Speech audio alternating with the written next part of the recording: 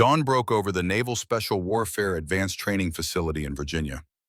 Morning light spilled across the long-range shooting grounds, where America's elite warriors push beyond human limits every day. This morning would redefine those limits entirely. Master Chief James Wilson stood watching with arms crossed over his broad chest, his weathered face revealing nothing as he observed the nation's top marksmen demonstrate their skills. At 68, Wilson had seen more combat than most of these men combined during his 4 decades of service. His silver hair and lined face told stories of desert warfare, mountain conflicts, and countless classified operations across the globe. The instructors on the range weren't just snipers. They were the men who trained the snipers America deployed to protect freedom worldwide. Shots cracked across the range, perfect hits at distances most civilian shooters couldn't even see. Commander Dylan Shaw addressed the gathering, his voice carrying the practice authority of a career officer. The instructors nodded with professional respect as each man demonstrated textbook form, steady breathing, and lethal accuracy. Elite shooters placing rounds at 2,500 meters with surgical precision. Trungta Eric Cruz, a former SEAL with 2 decades of combat experience, made the final demonstration shot. The distinctive crack of his custom Remington echoed across the range as he placed a round dead center at 2,800 meters with variable crosswinds. He stood and made eye contact with the observers, a hint of satisfaction in his otherwise stoic expression. 2,800 meters with a 12-knot crosswind, he announced. That's how it's done. The instructors exchanged self-satisfied nods until the distinctive sound of boots on gravel drew their attention. A woman approached carrying a custom rifle case. Megan Reynolds walked onto the range with quiet confidence, her athletic build and alert eyes marking her as someone who belonged in this world of elite operators. Yet her uniform carried only basic reserve designations, lacking the patches and indicators of special operations. "Who invited the civilian contractor?" Cruz muttered to another instructor, loud enough to be heard. Commander Shaw approached her with practiced politeness reserved for VIP observers. "Ms. Reynolds, we understand you have been assigned as an observer today. Feel free to take notes from behind the safety line." Megan nodded once. "Thank you, sir." Her voice carried no emotion, yet something in her bearing made Wilson look twice. 20 years in special operations had given him a sixth sense for people who were more than they appeared. The demonstration continued with another round of impressive shooting until Shaw checked his clipboard. "That concludes our official demonstration. Excellent work, gentlemen." "Actually, Commander," Megan's voice cut through the range chatter, "I was wondering if I might attempt a demonstration shot as well." The range went silent. Several instructors exchanged amused glances. Shaw raised an eyebrow. "This is a highly specialized demonstration, Ms. Reynolds. These men have thousands of hours of elite training." "I understand, sir. I'd still like to try and if that's permitted." Cruz snorted. "Let her try. We could use some comic relief." Shaw considered for a moment. "Very well. What distance would you like to attempt?" Megan carefully removed a custom Barrett M82A1 from its case, attaching a specialized thermal scope with practiced precision. Every movement deliberate and efficient. 7,000 meters, please." Complete silence fell across the range. Then nervous laughter erupted. "That's not possible," one instructor said. "The world record is barely half that." "Even the wind won't let that bullet reach the target," Cruz added, openly laughing. Wilson studied her more carefully. "That's more than 4 miles, Ms. Reynolds." "Yes, sir, I'm aware." Megan made minute adjustments to her scope, her movements precise and practiced. Shaw signaled to the control tower, setting a target at 7,000 meters. "Though I should inform you this is beyond established ballistic limitations." The instructors gathered to watch what they assumed would be an embarrassing failure. Megan positioned herself prone with the rifle. Her breathing visibly slowed. Wilson noticed something change in her demeanor. The casual reserve observer was gone. In her place lay a weapon system made of flesh and bone, calculating, adjusting, reading the wind with inhuman precision. The heavy Barrett featured a match-grade Lilja barrel, fluted to dissipate heat and reduce weight. Its custom muzzle brake and specialized recoil mitigation system were engineered for the powerful .50 BMG round. But what caught Wilson's trained eye was how she adjusted her scope settings, accounting for variables most shooters didn't even know existed. Megan's hands moved with absolute certainty. She calculated wind velocity, Barometric pressure, humidity, temperature, gradients, Coriolis effect from the Earth's rotation, and a dozen other factors simultaneously. Her customized Barrett contained additional sensors feeding data directly to the specialized optics system displaying information no standard scope could provide. The range fell silent as she settled behind the rifle. Time seemed to slow. She took 3 measured breaths, then became completely still. Her finger applied pressure to the trigger with microscopic precision. The shot cracked across the desert landscape, the massive rifle bucking against her shoulder. Seconds passed in complete silence. After 8 full seconds, the time it took for the bullet to travel its improbable journey, the distant ping of impact returned. Control tower. Verification on target impact. Shaw requested, disbelief evident in his voice. Sir, confirming direct hit. Dead center. Target at 7,000 meters has been struck precisely center mass. The range erupted in stunned silence. Cruz's jaw literally dropped. Another instructor stepped back as though physically pushed. That's not physically possible, he whispered. Megan calmly began disassembling her rifle, cleaning it with practiced precision. How did you? Cruz approached, his voice now respectful. That shot shouldn't be physically possible. The impossible is just the possible that no one's proven yet, sir. Megan didn't look up as she continued packing her equipment. Shaw exchanged a look with Wilson. This wasn't just talent. This was something else entirely. Miss Reynolds, Shaw said carefully, I believe we need to have a conversation about your actual role here. Megan stood brushing sand from her uniform. Thank you for the opportunity, Commander. As the stunned instructors watched her go, Shaw's secure phone buzzed. The message that appeared made his blood run cold. R.E. Reynolds. Immediate access. Admiral's eyes only. Classification Phantom. Quick check-in procedure follows. The secure briefing room hummed with tension an hour later. Shaw and Master Chief Wilson hunched over Megan's personnel file. Most pages were dominated by thick black redaction bars. This doesn't make sense, Shaw muttered. Listed as a reserve marksmanship instructor with basic qualifications. No special operations background. Wilson pointed to the gaps in her service record. Look at this. Assignments blank, special qualifications blank. Just enough information to exist in the system. A ghost profile. Shaw had seen them before. Covers for operators who officially didn't exist.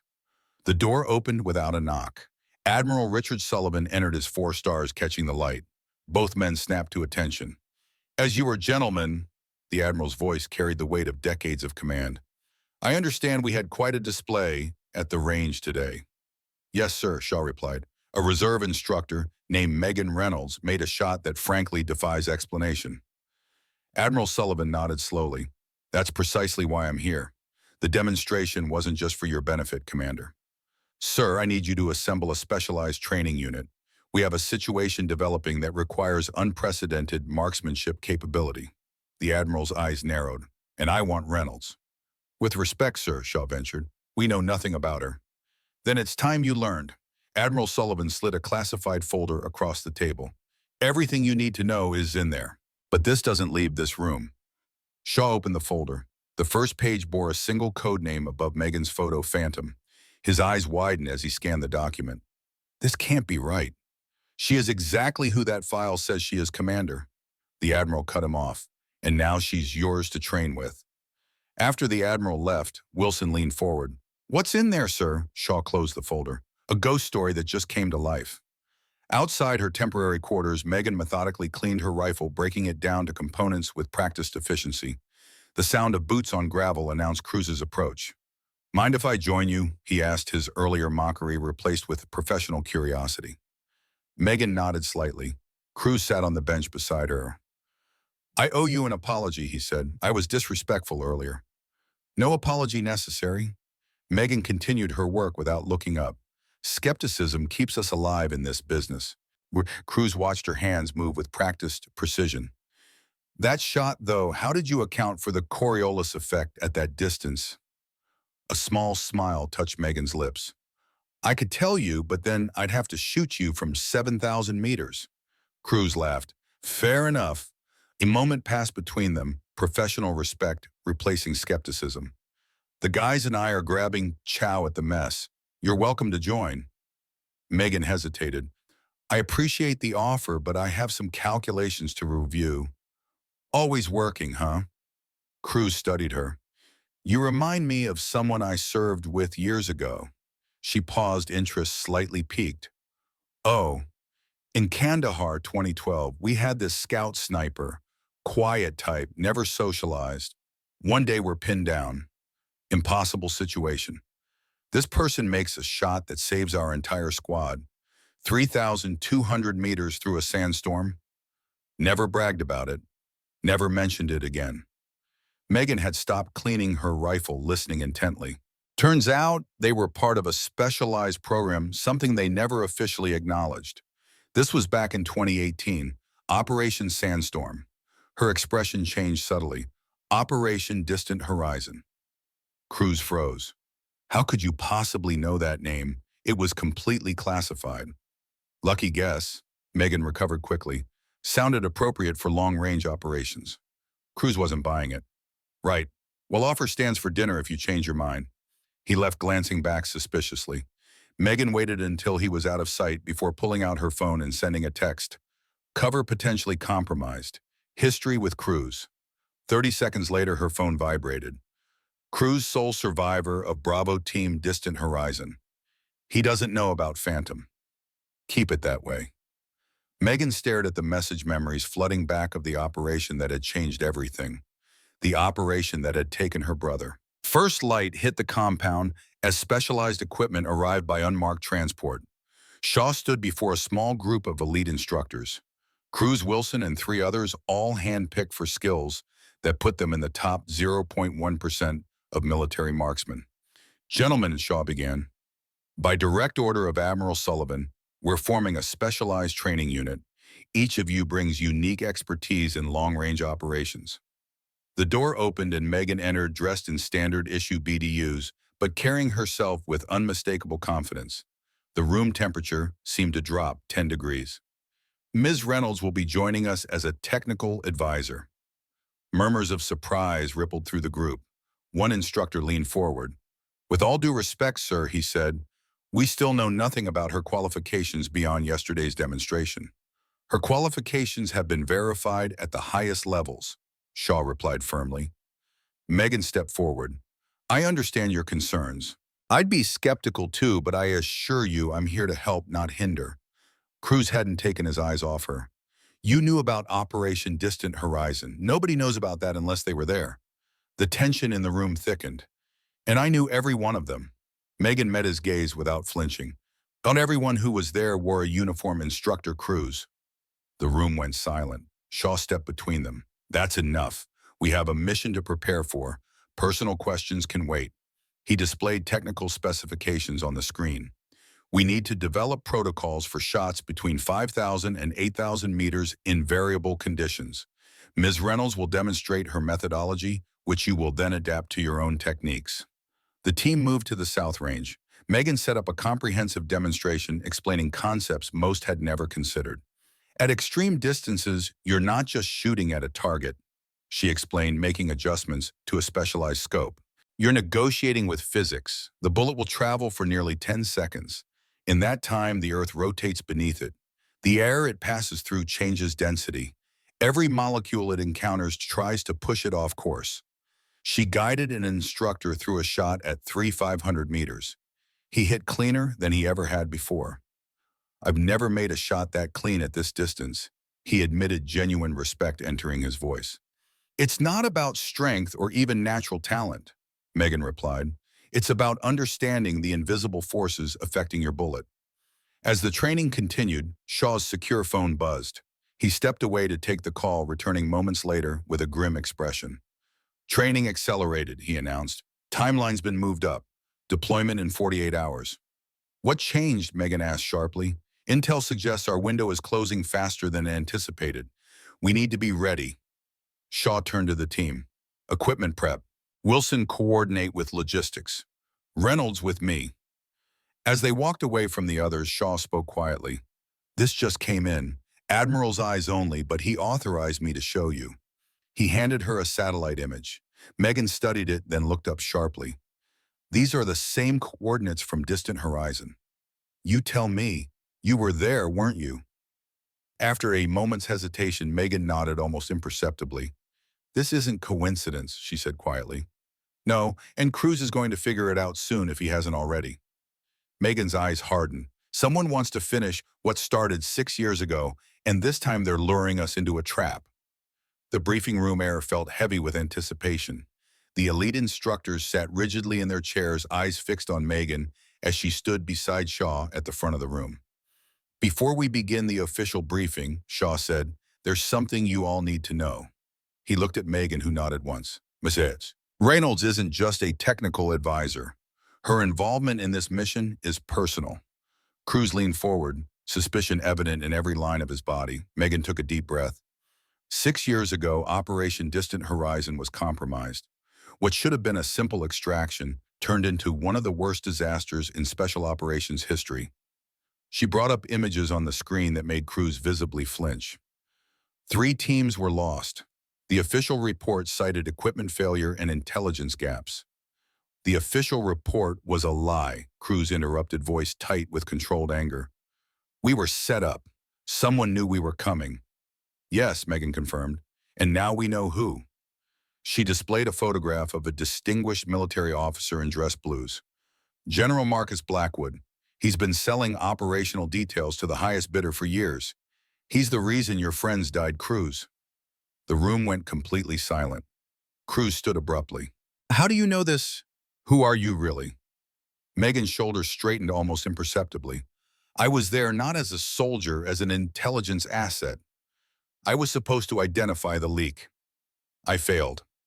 The revelation hit the room like a physical force. You were Echo? Cruz asked, disbelief evident in his voice. Megan nodded. We thought Echo was a myth, a ghost in the system feeding us intel. I was very real, Megan said quietly, and I've spent 6 years tracking down the person responsible for what happened. Another instructor looked confused. Wait, I don't understand. If you were intelligence, how did you make that shot yesterday? Master Chief Wilson's face showed sudden understanding. Because she wasn't just intelligence, she was Phantom.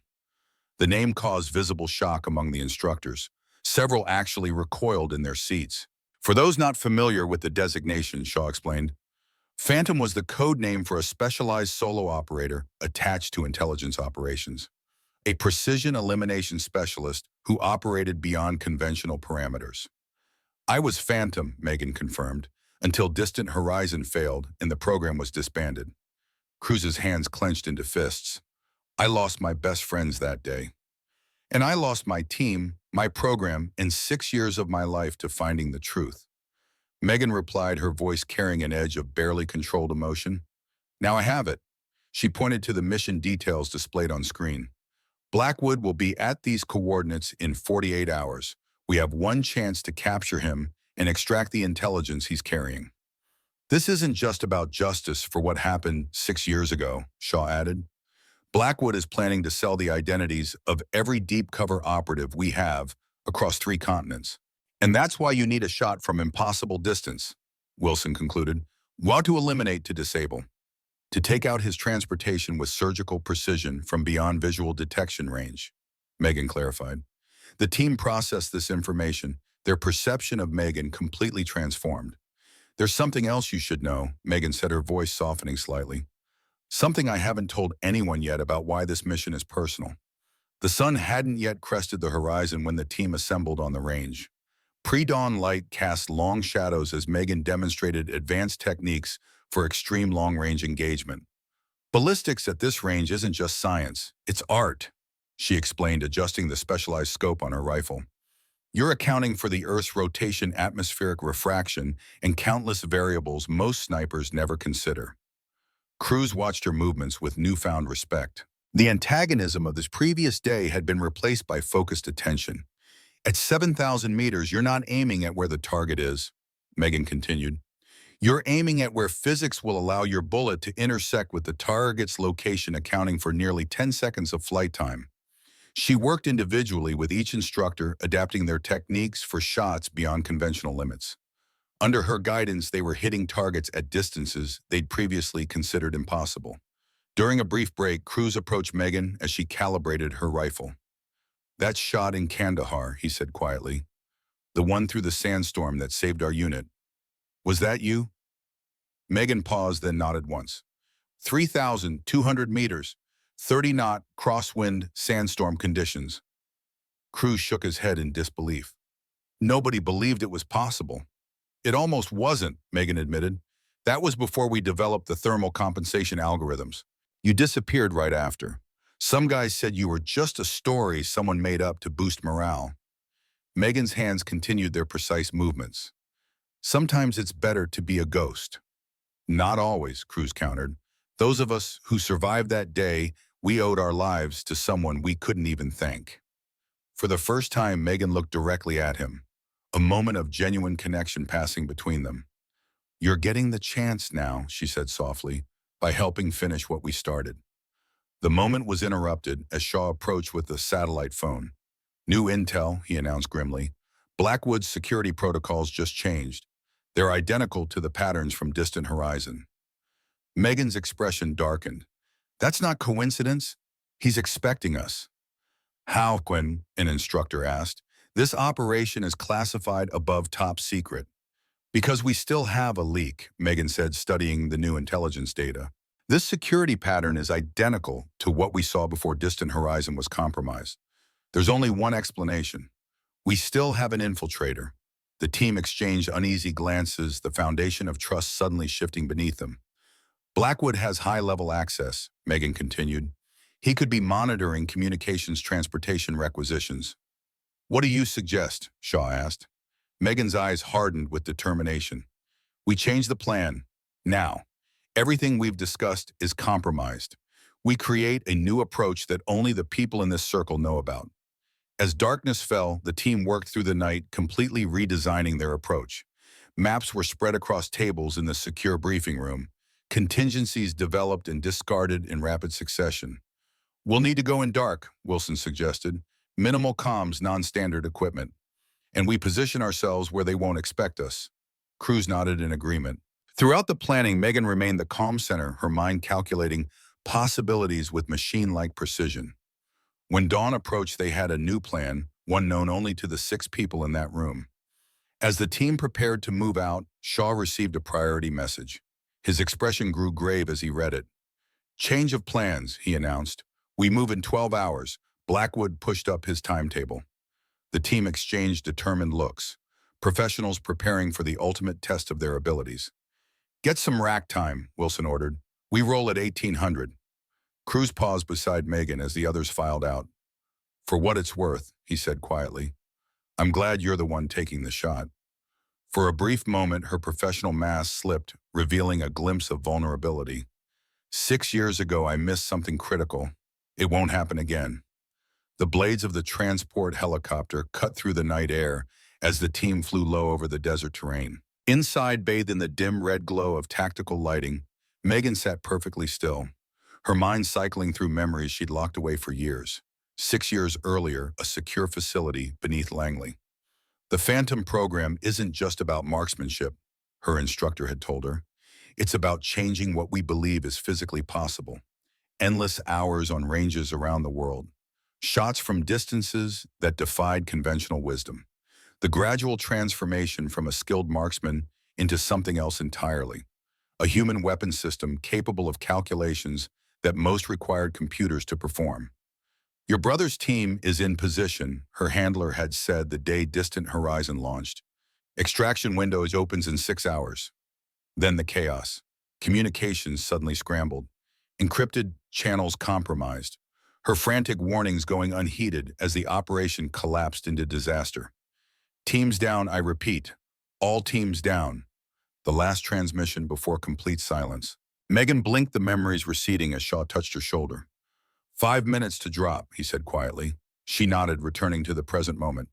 Around her, the elite team performed final equipment checks with practiced efficiency. Listen up, Shaw addressed the team. We're inserting 20 clicks from the original coordinates. Off plan, off book. What about support? An instructor asked. There is no support, Shaw replied grimly. Just us. The helicopter touched down long enough for the team to disembark before immediately lifting off again, leaving them in silence broken only by the whipping sand. Oscar Mike, Shaw ordered. They moved through the darkness with practiced stealth, each carrying specialized equipment. Despite the weight, they maintained a punishing pace across the rugged terrain. At a brief rest halt, Wilson approached Megan. "The Phantom program," he said quietly. "I always thought it was a legend, something they told new operators to motivate them." "Most legends have some basis in reality," Megan replied, checking her custom rifle. "How many of you were there?" "Initially 12, by the end just 3. Wilson's eyebrows rose. "What happened to the others?" "The human body has limits," Megan answered simply. "Pushing beyond them has consequences." Cruz joined in when his earlier antagonism replaced by professional focus. "We've got movement 2 clicks east. Local patrols." Shaw signaled for the team to hold position. "They shouldn't be here. This area was supposed to be clear." "They're expecting us," Megan said, studying the patrol through her thermal scope. "Blackwood knows we're coming."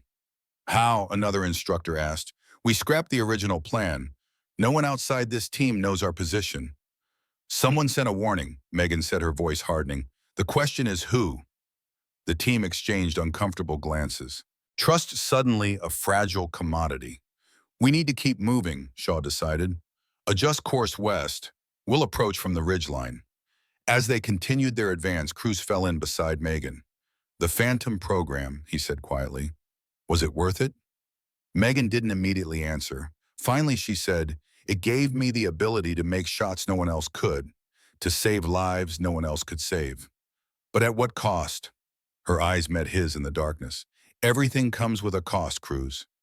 You know that as well as anyone." By dawn, they reached the ridgeline overlooking the target area, a small plateau where Blackwood's helicopter would land in less than 3 hours. Far below, they could see forces assembling significantly more than intelligence had indicated. "I count at least 30 personnel," an instructor reported. "Heavy weapons." "They're definitely expecting company," Wilson added grimly. Shaw studied the situation through high-powered binoculars. "This isn't an exchange meeting. It's an ambush." "The mission parameters haven't changed," Megan said calmly. "We need to disable Blackwood's transport and secure him for extraction." "With all due respect," the instructor argued, "that was when we thought we were dealing with minimal security. We're outnumbered 5-1 down there." "Then we changed the approach, not the objective," Megan replied. She turned to Shaw. "I need to get to the eastern ridge. It's the only position with a clean line for the shot." Shaw nodded. "Cruz, go with her. The rest of us will establish overwatch positions here." As they prepared to separate, Megan pulled Shaw aside. "If this goes wrong," she said quietly, "make sure Blackwood doesn't leave." "Whatever it takes," Shaw studied her face.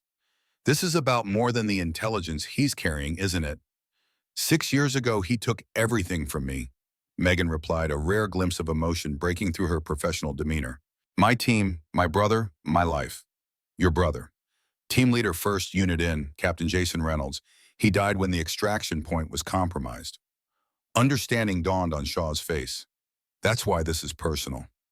"Just make sure Blackwood doesn't walk away," Megan repeated, "no matter what happens to me."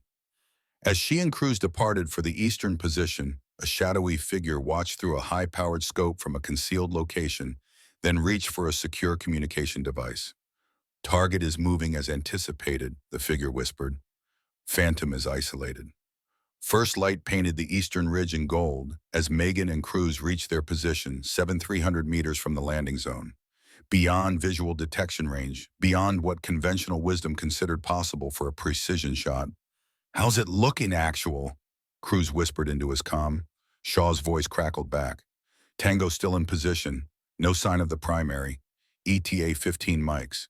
Megan lay prone, setting up her rifle with methodical precision. Every movement was calculated, efficient, the result of thousands of hours of practice distilled into muscle memory. "We've got a problem," she said quietly, studying the landing zone through her specialized scope. "The approach angle is wrong."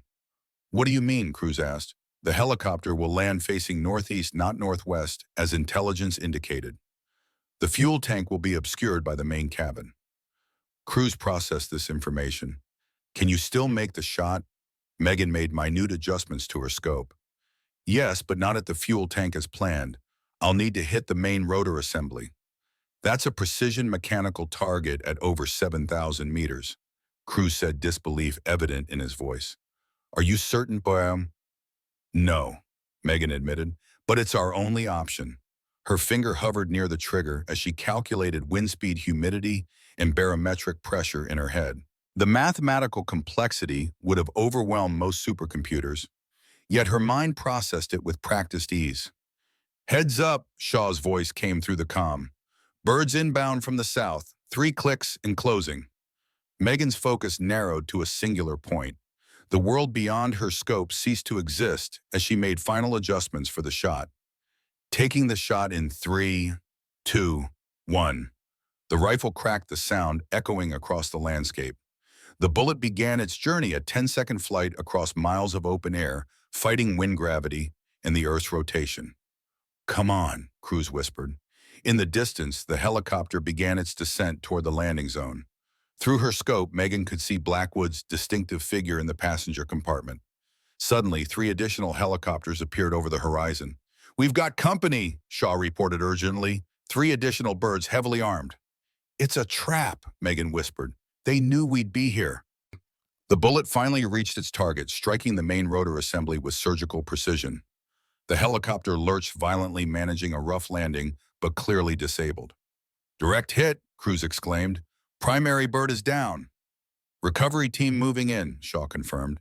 The 3 additional helicopters circled the landing zone, troops fast roping to the ground in a coordinated deployment that spoke of extensive preparation. Those aren't standard security forces, Wilson noted. Those are special operators. They knew exactly what they were walking into. Megan maintained her position, rifle trained on the downed helicopter, as Blackwood emerged surrounded by security personnel. Despite the distance, his face was clear through her scope, and the smug smile he wore sent ice through her veins. He looked directly toward their position and mouthed words she could read clearly through her scope. I see you, Phantom. He knows we're here, she reported, a rare edge of tension in her voice. Specifically here. That's impossible, Cruz replied. We're beyond visual range. Check your 6, Megan ordered, suddenly swinging her rifle around. Too late. The crack of a rifle split the air as a round impacted inches from Cruz's position. Contact rear, he shouted, rolling into cover. A squad of operators had somehow flanked their position, approaching from the supposedly secure mountainside behind them. Fall back to secondary position, Shaw ordered over the comm. We've been compromised. Cruz provided covering fire as Megan quickly packed her rifle. How did they know our exact location? Someone told them, Megan replied grimly, returning fire with her sidearm. Someone who knew the plan. They retreated through a narrow ravine, the sounds of pursuit close behind. Megan paused at a choke point, quickly assembling a hasty trap from equipment in her pack. Keep moving, she told Cruz. I'll be right behind you. I'm not leaving you, he protested. That's an order, instructor, she replied, her voice carrying an authority that brooked no argument. Get to the secondary position now. Cruz hesitated, then nodded once before continuing down the ravine. Megan finished setting the trap, then took a defensive position behind a boulder. As the first pursuers rounded the corner, she triggered the device. A non-lethal flashbang combined with a smoke discharge filled the narrow passage. Using the confusion, she retreated, rejoining Cruz at the rally point, where Shaw and the rest of the team were already waiting. Blackwood, she asked immediately. Shaw shook his head grimly. The recovery team couldn't reach him before the additional forces secured the area. He was ready for us, Wilson added. Every contingency planned for. Not every contingency, Megan countered, her mind racing ahead. He expected us to abort after the ambush was sprung. We should be exfiltrating, an instructor argued. We're outmanned, outgunned, and compromised. Negative, Megan replied firmly. Blackwood is still here. He can't leave until his transport is repaired or replacement arrives. That gives us a window. A window for what? Shaw asked. For me to finish what I started 6 years ago, Megan said, her eyes hardening with determination. But first we need to identify the leak. One of us told Blackwood exactly where we'd be. She surveyed the team. One of us has been working for him all along. The accusation hung in the air, trust evaporating like morning dew under a desert sun. That's a serious allegation, Reynolds, Shaw said carefully. It's not an allegation. It's a fact. Megan's eyes moved on from face to face. Only 6 people knew our exact position. Someone sent that information to Blackwood. Before anyone could respond, a secure communication device in Shaw's pack began beeping. An emergency channel directly to Admiral Sullivan. Shaw answered, his expression growing increasingly grave as he listened. When he disconnected, he looked directly at Megan. That was the Admiral. Blackwood just sent a message through back channels. Shaw hesitated, then continued. He says he'll speak only with Phantom face to face. It's another trap, Cruz warned. Of course it is, Megan agreed, but it might be our only chance. There's something else, Shaw added, his expression troubled. Blackwood claimed you're not who we think you are. Cruz looked between them. What is he talking about? He's trying to divide us, Megan said dismissively. Standard counterintelligence tactic. Maybe, Shaw acknowledged, or maybe there's something you haven't told us. The team's eyes fixed on Megan, suspicion mingling with uncertainty. The fragile trust they'd built hung by a thread. You want the truth? Megan finally said. I'll tell you, but not here, not now. First, we deal with Blackwood. She looked at Shaw. Tell the Admiral we accept. Set the meeting. As the team began preparing for this unexpected development, Megan stepped away, briefly checking her equipment with mechanical precision. Her face betrayed no emotion, but her mind raced through contingencies, calculations, and possibilities. 6 years of hunting, of waiting, of preparing, all coming to a head in the next few hours. And somewhere in their midst, a traitor watched. Shadows stretched across the desert landscape as dusk descended over the forward operating position. The team had fallen back to a natural rock formation, providing both cover and a vantage point over the valley below. Blackwood was down there somewhere, surrounded by his security detail and waiting for Phantom to emerge from the shadows. Megan Reynolds sat with her back against the cool stone, methodically cleaning her sidearm. Her movements were precise, automatic, born from thousands of repetitions. Her mind, however, was elsewhere, calculating probabilities, risks, and contingencies with machine-like efficiency. 6 years of hunting had led to this moment, and now the prey was inviting the hunter into a cage. Shaw approached, his features hardened by the golden light of the setting sun. He crouched beside her, keeping his voice low. The Admiral confirmed the meet. Blackwood wants you alone at the abandoned mining facility 3 clicks west. 2000 hours. And the rest of the team, Megan asked without looking up, will establish overwatch positions but maintain distance per his conditions. She nodded, sliding the firing pin back into place with a metallic click. He's expecting a trap. Same as we are, Shaw agreed. The difference is we're actually setting one. Megan holstered her weapon and finally met his gaze. I need you to promise me something, Commander. What's that? If this goes sideways, make sure Blackwood doesn't walk away, even if it means leaving me behind. Shaw studied her face. That's not how we operate. It's how this mission has to operate. Her voice was calm but carried an unmistakable steel. This is bigger than one operator. Cruz appeared at the edge of their position, moving with the practiced silence of a career special operator. Perimeter secure, no sign of pursuit. His eyes moved between them, sensing the tension. Everything okay here? Shaw rose to his feet. Reynolds is preparing for the meeting with Blackwood. You're not actually considering going in alone? Cruz asked incredulously. It's the only play we have, she replied. Cruz shook his head. It's suicide. We all know it's a trap. Of course it is. Megan allowed a ghost of a smile to cross her lips. The question is whose trap will spring first. Master Chief Wilson joined them, his weathered face revealing nothing. We've got movement in the valley, vehicles heading toward the mining facility. Setting up early. Shaw nodded. Time to finalize the plan. The 4 of them gathered around a tactical display showing the topographical layout of the area. Shaw sketched out positions with practiced efficiency. Standard diamond formation. Wilson, you'll take high ground here with the long gun. Cruz, you'll position here with line of sight to both the facility entrance and Reynolds' approach. I'll establish command position here with direct oversight of all movements. And our mystery leak? Cruz asked. Megan's eyes met Shaw's. We compartmentalize. Final positions and timing will be distributed separately just before execution. Cruz frowned. You don't trust us. I trust you all to execute your roles, Megan corrected, but operational security dictates need-to-know parameters. The sun disappeared behind the mountains, plunging the desert into deepening blue. Preparations continued in hushed efficiency as each team member checked and rechecked their equipment. Megan stepped away from the group, finding a moment of solitude at the edge of their position.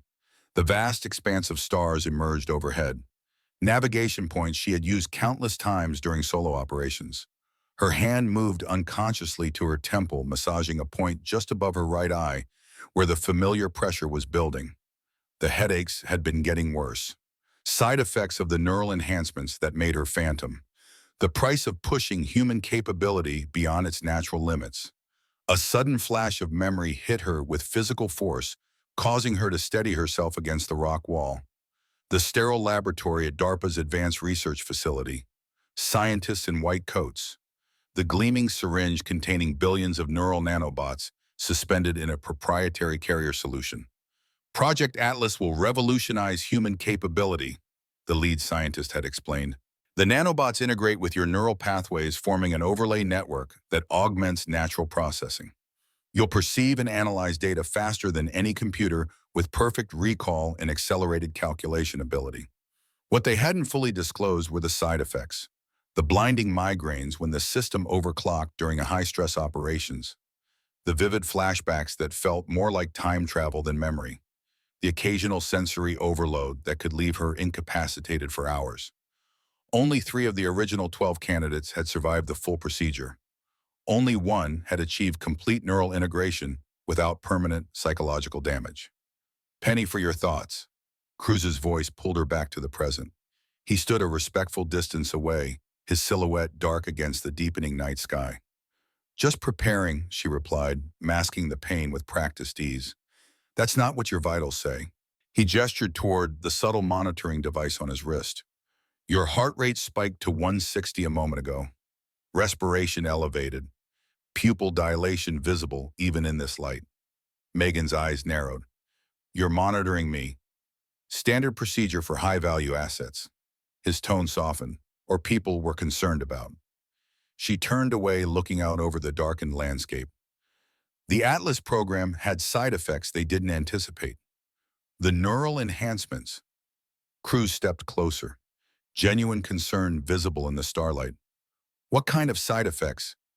The human brain isn't designed to process information at the rates we push it to, she explained, choosing her words carefully. Sometimes there's feedback. The headaches? She nodded. Among other things. Is that why the program was shut down after Distant Horizon? Partially. Megan rubbed her temple again.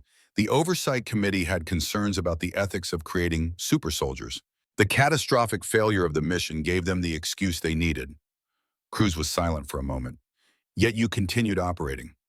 Under Admiral Sullivan's direct authority, off books, off grid. She turned to face him. The capability was too valuable to lose entirely. At what cost to you? His question hung in the night air between them. Before she could answer, Shaw's voice called from their position. Briefing in 5, we need to move soon. As they walked back together, Cruz spoke quietly. Whatever happens tonight, you're not alone in this anymore. Megan glanced at him, allowing a rare moment of vulnerability to show. That's what worries me. Inside their makeshift command center, Shaw had arranged the final operational details on a secure tactical display. Comms check every 15 minutes, he instructed. Radio silence otherwise, unless emergency protocols are triggered. Authentication codes are rotating on 6-minute intervals. Wilson has prepared backup comms if primary channels are compromised. He turned to Megan. You'll be wired with both audio and vitals monitoring. Any sign of distress triggers immediate intervention regardless of mission parameters. Understood. She began preparing her equipment, stripping down to the essentials needed for the meeting. The mining facility was abandoned in the Awoodies. Wilson added, displaying thermal imaging of the structure. Single main entrance, 2 emergency exits here and here. 3 levels with the primary operations floor offering the largest open space. That's likely where Blackwood will stage the meeting. Approach vectors, Megan asked. Single access road from the south, Shaw replied. But the western ridge offers a concealed approach on foot. It's steeper, but provides better cover. I'll take the ridge, she decided, less likely to encounter perimeter security. The team continued finalizing details, reviewing contingencies and extraction protocols. As they prepared to disperse to their positions, Shaw pulled Megan aside. There's something else, he said quietly. Sullivan sent this. He handed her a small data drive. Said you should review it before the meeting. Megan connected the drive to her secure tablet. The screen displayed a series of brain scans, neural mapping data, and technical specifications she immediately recognized. This is my initial Atlas procedure data, she said, confusion evident in her voice. Why would he send this now? Shaw shook his head. He included a message, said it might help you understand what Blackwood meant about you not being who we think you are. She scrolled through the data years of training, allowing her to process the complex information at remarkable speed. Then she saw it, a subtle anomaly in the neural integration pattern, a deviation from the expected configuration that had been present from the beginning, but never previously identified. What is it? Shaw asked, noting her expression. I'm not sure, she replied honestly, but I think Sullivan is trying to tell me something about the Atlas program that wasn't in my briefing. She disconnected the drive and secured it in her tactical vest. We stick to the plan. I meet Blackwood, extract what information I can, and we capture him for full interrogation. Shaw nodded, though concern lingered in his eyes. Wilson is in position in 20 minutes. Cruz moves 10 minutes after. I establish command once both are confirmed set. And I move at 19:45, Megan concluded. Estimated time to objective 15 minutes. That puts me on site precisely at 2000 hours. As the team prepared to move out, the secure communication device in Shaw's pack beeped once more.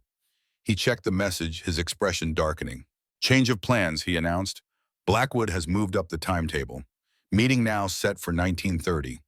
That's less than an hour, Cruz had objected. Barely enough time to get into position. Exactly what he wants, Megan noted, rushing us hoping for mistakes. Shaw made rapid adjustments to their timeline. Wilson, you move now. Cruz 5 minutes behind. I'll establish for you, man, as soon as I confirm Wilson is set. Reynolds, you move at 19:15, putting you on site at 19:30. The team acknowledged the new timeline and moved with increased urgency. As Megan performed her final equipment check, Wilson approached her. Been in this game 40 years, he said quietly. Seen operators come and go, never seen anyone quite like you. Is that a compliment, Master Chief? She asked, checking the secure communications device in her ear. Just an observation. He handed her a small tactical device. This was designed for the original Phantom program.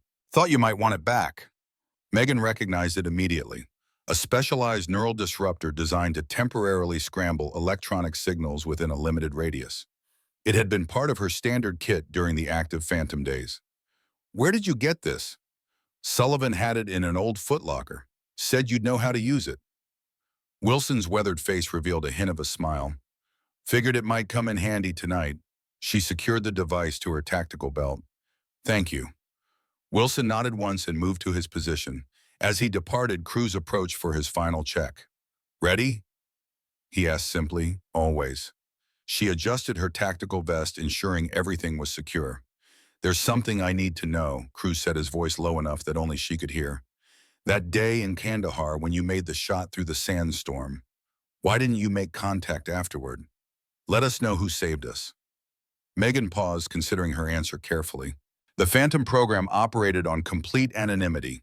No acknowledgement, no recognition, no traces. That's the official answer, Cruz pressed. I'm asking you. Their eyes met in the gathering darkness. Because attachment is dangerous in our line of work, she finally said, for both sides. Understanding passed between them, unspoken but clear. Cruz checked his weapon one final time. I've got your back tonight. Count on it. I know. She allowed herself a small, genuine smile. Try to keep up. The team dispersed to their positions under the vast canopy of desert stars. Megan moved through the darkness with practiced stealth, her enhanced senses processing every detail of the environment around her. The nanobots integrated with her nervous system worked in perfect harmony, augmenting her natural abilities to superhuman levels. She could detect minute changes in air pressure, signaling approaching weather systems. Her vision automatically adjusted to the darkness, picking up thermal signatures of desert wildlife hundreds of meters away. Her brain calculated optimal pathways across the rugged terrain, factoring in energy expenditure, noise generation, and exposure risk. This was what made Phantom so valuable. Not just the marksmanship, but the complete integration of human intuition with computational precision. a weapon system with judgment and adaptability no AI could match. As she navigated the Western Ridge approach to the mining facility, Megan activated her secure communications link. Phantom moving, radio check. Command copies. Shaw's voice responded. Wilson is in position. Crews approaching designated coordinates. Copy that, proceeding to objective. She moved down the rocky slope with fluid grace, each footfall precisely placed to minimize noise and maintain maximum stability. Her mind automatically calculated sightlines and potential sniper positions, identifying 3 likely locations where Blackwood might place overwatch. Sure enough, the thermal signature of a hidden observer appeared on the northern ridge exactly where she had predicted. The sentry was well concealed, invisible to normal vision, even with night optics, but to her enhanced perception, he glowed like a beacon against the cool desert night. Command be advised, Sentinel on North Ridge bearing 275 approximately 800 meters from objective. Copy that, Shaw replied. Wilson has eyes on. Megan continued her approach, identifying 2 more sentries positioned around the perimeter. She relayed their positions with precision that allowed Wilson to track them from his overwatch position. The abandoned mining facility loomed ahead, a dark silhouette against the star-filled sky. Decades of desert winds had scoured the metal structures, leaving them skeletal and ominous. The main building stood 3 stories tall with adjoining processing structures and equipment sheds spread across the compound. Megan paused at the perimeter, conducting a final assessment. No obvious tripwires or pressure plates, but her enhanced vision detected the subtle electromagnetic signature of active surveillance equipment. Command facility is hot. Active electronic surveillance in place. Can you bypass? Shaw asked. She studied the pattern of the security system. Affirmative. Give me 3 minutes. With practiced efficiency, she removed the neural disruptor Wilson had provided, making minute adjustments to its settings. When activated, it would create a localized pulse that would temporarily blind electronic surveillance without triggering alarm protocols. Moving forward with careful precision, Megan approached the first security zone. She activated the disruptor for a precisely calculated 3-second burst, slipped through the blind spot created, then continued toward the main structure. At exactly 1930 hours, she reached the entrance to the main facility. The massive metal door stood partially open, spilling a thin slice of light into the darkness outside. At objective, she reported, proceeding inside. Copy, Shaw responded. All elements in position and standing by. Megan drew her sidearm and stepped through the doorway into the facility. The interior was dimly lit by emergency lighting systems that had been recently activated. Decades of dust and abandonment gave the place an eerie, apocalyptic feel. She moved through the entry corridor toward the main processing floor, where the largest open space would be. Her senses were at maximum alert, processing every shadow, sound, and subtle change in air movement. The processing floor opened before her, a vast space filled with abandoned machinery and equipment. Catwalks crisscrossed overhead, and massive conveyor systems lay dormant like sleeping metal beasts. In the center of the floor, a single chair had been placed beneath one of the few functioning overhead lights. The theatrical staging was obvious but effective, and standing beside the chair, seemingly alone but undoubtedly surrounded by hidden security, was General Marcus Blackwood. He looked exactly as his file photos had shown, tall, distinguished with the ramrod posture of a career military officer. His silver hair was impeccably groomed, and his eyes held the cold calculation of a predator. The legendary Phantom, he called out, his voice echoing in the cavernous space. I've looked forward to meeting you face to face for a very long time. Megan emerged from the shadows, her sidearm held loosely at her side, but ready. General Blackwood, please, he gestured to the chair. I believe you have come a long way for this conversation. I prefer to stand, she replied evenly. Blackwood smiled, the expression never reaching his eyes. Caution, admirable but unnecessary. If I wanted you dead, you'd never have made it to the door. Is that why you arranged this meeting, to tell me how you could have killed me? I arranged this meeting because we have much to discuss. He studied her face with unsettling intensity. You've spent 6 years hunting me, Ms. Reynolds. Don't you want to know why? I know why, Megan replied coldly. You sold out Operation Distant Horizon. You got my brother and his team killed. Ah, Captain Jason Reynolds. Blackwood's expression shifted to something resembling regret. an exceptional officer. His loss was unfortunate. Unfortunate, Megan's grip tightened on her weapon. You betrayed your country, your oath, and got American operators killed. For what money? Money, Blackwood laughed, the sound hollow in the vast space.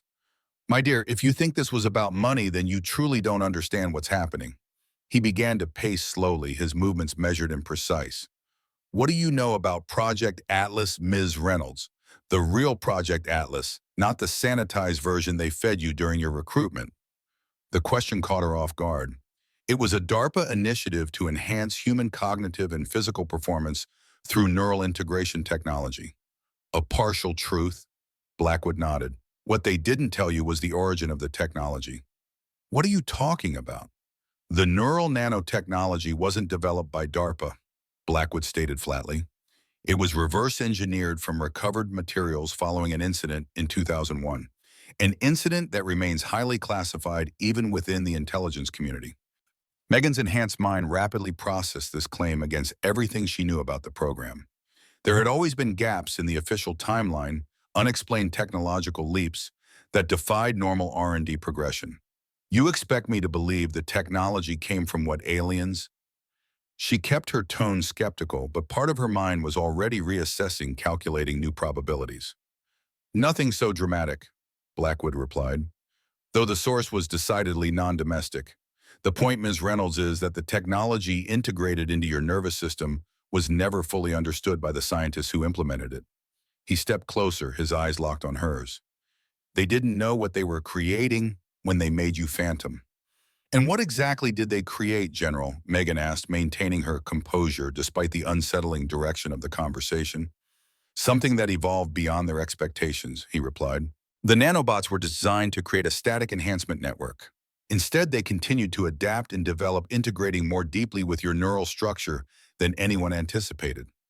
The headaches, the increasingly vivid sensory experiences, the accelerating computational abilities that sometimes overwhelmed even her trained mind. It all suddenly made terrible sense. You're not just a woman with enhanced abilities, Reynolds, Blackwood continued. You're becoming something else entirely, something neither fully human nor fully machine. Through her earpiece, she could hear Shaw's voice. Reynolds were picking up multiple heat signatures moving into the facility. Possible hostile approach. Status. She subtly adjusted her position, creating a better angle for the microphone concealed in her tactical vest. How would you know anything about the technology? She asked Blackwood, buying time as she assessed the new threat. Because I was there from the beginning, he replied. I was the military liaison to the original recovery operation. I've watched the technology develop for over 20 years. Distant horizon, Megan stated flatly. Why betray the operation if you were involved from the start? It wasn't betrayal, it was course correction. Blackwood's expression hardened. The program was moving in dangerous directions. The oversight committee was asking too many questions. Sometimes sacrifices must be made for greater security. Shaw's voice came through her earpiece again. Multiple tangos entering the building. Wilson has lost line of sight on you. Crews moving to secondary position to maintain coverage.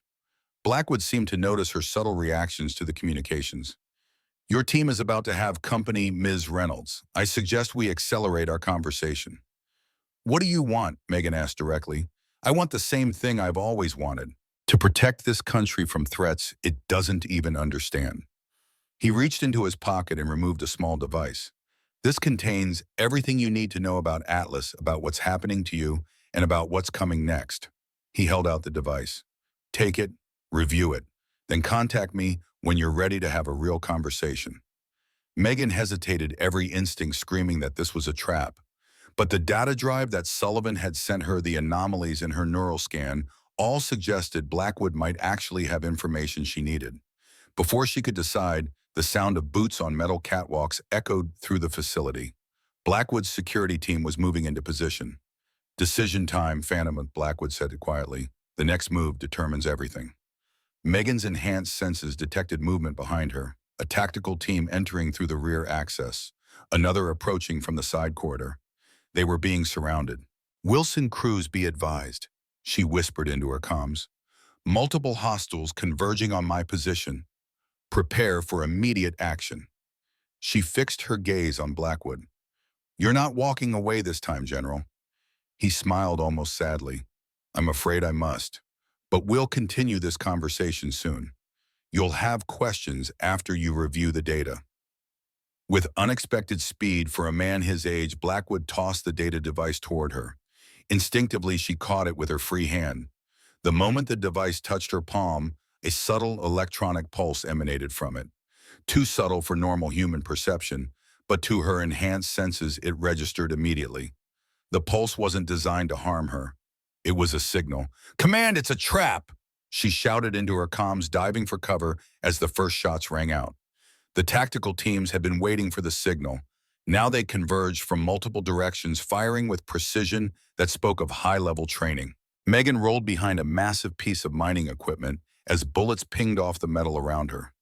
She holstered her sidearm and drew her primary weapon, a compact submachine gun optimized for close-quarters combat. "Reynolds' status?" Shaw's voice demanded in her ear. "Heavy contact," she replied, popping up to return fire before ducking back down. "Blackwood is attempting to exit north side. At least 12 hostiles, possibly more. Wilson is engaging from Overwatch. Cruz is moving to intercept Blackwood's exit route." Megan calculated angles and approaches, her enhanced mind creating a three-dimensional tactical map of the entire facility. 3 hostiles approaching from her left, 2 from the right, others moving to higher positions on the catwalks. She activated the neural disruptor, setting it to maximum radius, and tossed it toward the center of the room. The device detonated with a silent pulse that instantly disrupted all electronic systems within range, including communications and night vision equipment. In the momentary confusion, she moved with superhuman speed, neutralizing 2 hostiles before they could react. A third managed to fire in her direction, but her enhanced reflexes allowed her to dodge with millimeters to spare. The familiar pressure behind her eyes intensified as her neural enhancements kicked into overdrive. Time seemed to slow around her as her perception accelerated. She could track multiple threats, simultaneously predicting movement patterns and responding with uncanny precision. She fought her way toward the northern exit, determined not to let Blackwood escape. Through her earpiece, she heard Cruz engaging hostiles outside the facility. "Cruz status on Blackwood. In pursuit," came the terse reply, followed by the sound of gunfire. "He's got a heavily armed security detail. At least 6 operators, professional gear." Megan calculated the fastest route through the facility, factoring in known hostile positions and likely ambush points. The neural network in her brain processed variables faster than any tactical computer, generating optimal pathways and contingencies. She moved through the building like a ghost, eliminating threats with surgical precision while minimizing her own exposure. Every movement was calculated, every shot placed with inhuman accuracy. The pressure in her head built to almost unbearable levels as her neural enhancements pushed beyond normal parameters. Warnings flashed across her consciousness, indicators of system stress that could lead to neural overload if sustained too long. She pushed through the pain, focusing on the mission. As she approached the northern exit, a massive explosion rocked the facility. The blast wave knocked her sideways, slamming her into a concrete wall with enough force to crack ribs. "Command report," she gasped into her comms, fighting to regain her footing. Static filled her earpiece, then Shaw's voice broke through. "Detonation at north entrance. Cruz is down. Repeat, Cruz is down." Wilson moving to his position. Cold determination replaced pain as Megan forced herself toward the exit. Dust and smoke filled the air, obscuring normal vision, but her enhanced perception cut through it, identifying heat signatures and movement patterns. She emerged from the facility into chaos. The northern access road was blocked by burning vehicles. Cruz lay motionless behind cover, with Wilson attempting to reach him while exchanging fire with Blackwood's security detail. Through the smoke and flames, Megan caught a glimpse of Blackwood being hustled into an armored SUV. "Wilson's status on Cruz," she demanded, taking up a firing position that allowed her to cover his approach to their fallen comrade. "Alive but critical," Wilson reported. "Multiple GSWs, possible concussion from the blast." "Command, we need immediate evac," Megan called. "Officer down, critical condition." "Negative on immediate evac," Shaw responded, his voice tight with controlled tension. "Area is too hot. Security forces blocking all approach vectors." Megan processed this information in milliseconds, calculating options and outcomes. The mission objective was to capture Blackwood, but Cruz's life was in imminent danger. The choice was clear. Wilson stabilized Cruz. I'm going after Blackwood. She didn't wait for acknowledgement, already moving toward the departing SUV with supernatural speed. Her enhanced musculature allowed her to sprint faster than any Olympic athlete, closing the distance rapidly. The security detail spotted her approach and opened fire, forcing her to weave and take cover. The SUV accelerated away, but Megan had anticipated this. She changed direction, sprinting toward a ridge that would allow her to cut off their escape route. Her body screamed in protest as she pushed beyond normal human limitations. The neural enhancements flooded her system with performance-enhancing biochemicals, allowing her to ignore pain and fatigue, but at a cost her body would pay for later. She reached the ridge just as the SUV approached the switchback below. Taking careful aim with her rifle, she fired 3 precise shots. The first 2 disabled the front tires, while the third penetrated the engine block at exactly the right point to disable it without causing an explosion. The vehicle skidded to a halt, smoke pouring from its hood. Security personnel poured out, taking defensive positions around it. Megan adjusted her aim, preparing to engage, when a blinding pain exploded behind her eyes. The neural network was approaching critical overload, her brain struggling to process the flood of enhanced sensory data and computational demands. For a crucial moment, her vision blurred and her muscles seized. By the time she regained control, a helicopter had appeared over the ridge, hovering low to extract Blackwood and his team. She fired at the helicopter, but her normally perfect aim was compromised by the neural feedback. The rounds impacted non-critical areas insufficient to bring down the aircraft. Blackwood looked back as he was helped into the helicopter, his eyes finding hers across the distance. He said something she couldn't hear over the rotor noise, but her enhanced vision allowed her to read his lips. Next time, Phantom. The helicopter rose into the night sky, banking away toward the east and quickly disappearing into the darkness. Megan forced herself to her feet, fighting against the neural overload that threatened to incapacitate her completely. She had to get back to Cruz and Wilson. Command target is escaping via helicopter bearing east, she reported through gritted teeth. Request tracking and intercept. Negative on intercept capabilities, Shaw responded. Priority is emergency extraction of wounded. Medical evac incoming from West ETA 12 minutes. Megan made her way back to where Wilson was tending to Cruz. The Master Chief had applied field dressings to multiple gunshot wounds and had stabilized their fallen comrade as best he could with available resources. How is he? She asked, dropping to one knee beside them. Holding on, Wilson replied, his hands steady despite the stress. But he needs proper medical attention soon. She nodded, performing her own assessment with experienced eyes. Cruz's breathing was shallow but stable, his pulse rapid but not yet critical. The primary concern was internal bleeding from the impact trauma. Blackwood got away, she said, the admission tasting bitter. Wilson nodded once. For now. They waited in tense silence for the medical evacuation team to arrive. As the sound of approaching helicopters filled the air, Megan felt the data device Blackwood had given her still clutched in her hand. Whatever secrets it contained, they would have to wait. Cruz's life was the priority now. The medical team worked with practiced efficiency, stabilizing Cruz for transport. As they prepared to load him onto the helicopter, he briefly regained consciousness, his eyes finding Megan's. Did we get him? He asked, his voice barely audible. She took his hand, squeezing it gently. Not this time, but we will. Next time, he whispered, I'll try harder to keep up. Despite everything, a smile touched her lips. I'll hold you to that, instructor. As the medical helicopter lifted away with Cruz aboard, Shaw approached Megan and Wilson. We need to move, he said urgently. Blackwood's forces are regrouping. Extraction team is inbound for us 5 minutes out. Megan nodded, but her attention was elsewhere. Something about the entire operation felt wrong. Blackwood had been too prepared, too confident. He hadn't seemed like a man running for his life, but rather someone executing a carefully orchestrated plan. He wanted to be found, she said suddenly. Shaw turned to her. What do you mean, Blackwood? This whole setup, he wanted me to find him. She held up the data device. He wanted to give me this. What is it? Wilson asked. I don't know yet. She secured the device in her tactical vest, but he claimed it contains information about Project Atlas, about what's happening to me. Shaw's expression darkened. We need to get that to intelligence for analysis before you access it. Could be a Trojan or worse. Agreed. She nodded, though part of her burned with curiosity about the device's contents. But first we need to identify our leak. The extraction helicopter appeared on the horizon, its running lights cutting through the darkness as it approached their position.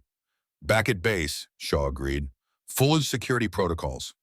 As they boarded the helicopter and lifted away from the chaotic scene below, Megan gazed out at the desert landscape passing beneath them. 6 years of hunting in Blackwood had slipped through her fingers, but he'd left something behind, something he clearly wanted her to have. The question was why. The pain behind her eyes flared again as her neural enhancements struggled to normalize after the intense operational period. She closed her eyes, focusing on her breathing, as she'd been trained to do during neural stress events. Blackwood's words echoed in her mind. You're becoming something else entirely. Something neither fully human nor fully machine. What if he was right? What if the technology was changing her in ways even its creators hadn't anticipated? The anomalies in her neural scans, the increasing frequency and intensity of the headaches, the occasional moments when her enhanced abilities seemed to take on a will of their own. The helicopter banked toward their forward operating base, carrying them back to relative safety. But Megan knew the real battle was just beginning. Blackwood was still out there with knowledge and resources that made him incredibly dangerous. Cruz was fighting for his life, and somewhere among them, a traitor was watching and waiting. And beneath it all, a question that had never before entered her mind now took root with disturbing persistence. What was she becoming? The military hospital hummed with activity, the controlled chaos of medical personnel moving with practiced efficiency through sterile corridors. In the secure wing reserved for special operations personnel, Megan Reynolds sat motionless beside the hospital bed, where Eric Cruz lay connected to monitoring equipment. His chest rose and fell with mechanical regularity, aided by the ventilator that had been breathing for him since surgery. 3 days had passed since the disastrous meeting with Blackwood. 3 days of waiting, of unanswered questions, and of growing suspicion among a team that had already been fractured by the knowledge of a traitor in their midst. The data device Blackwood had given her remained secured in a specialized containment unit, awaiting proper analysis before anyone dared access its contents. Megan's enhanced senses registered the approaching footsteps long before the door opened. Commander Shaw entered, accompanied by Admiral Sullivan. The Admiral's weathered face revealed nothing as he studied Cruz's unconscious form. "Any change?" Sullivan asked, his voice pitched low despite the privacy of the room. "Stable," Megan replied. "The doctors are cautiously optimistic. The internal bleeding has stopped, and brain activity is normal. They're keeping him sedated while his body recovers from trauma." Sullivan nodded, exchanging a glance with Shaw. "We need to talk."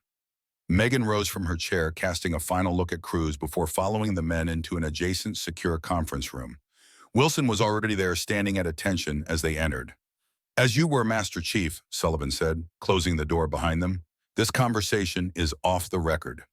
The room's security systems activated automatically, creating an impenetrable electronic cocoon around them. No signals in or out, no recording devices, complete isolation from the outside world. Sullivan's demeanor changed once the security protocols engaged his military bearing, giving way to something more human, more vulnerable. He looked older, suddenly the weight of command evident in the lines of his face. "The data device Blackwood gave you," he began without preamble. "Our analysis team has completed their evaluation. It contains no malware, no tracking software, no apparent digital traps." "What does it contain?" Megan asked. Sullivan hesitated, an uncharacteristic moment of uncertainty. "Project Atlas files. Original research, data, operational parameters, subject metrics. Things that were deliberately kept from you during your participation in the program." "Things like what?" The Admiral pulled a secure tablet from his briefcase and placed it on the table between them. "I think you should see for yourself." Megan accessed the device, her enhanced neural processing, allowing her to absorb and analyze the information at remarkable speed.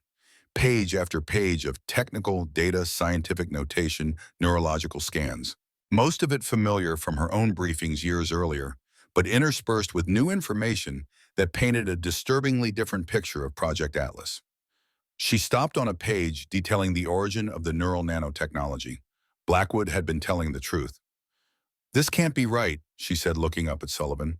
According to these files, the core technology was recovered from an unknown source in 2001. It wasn't developed by DARPA at all.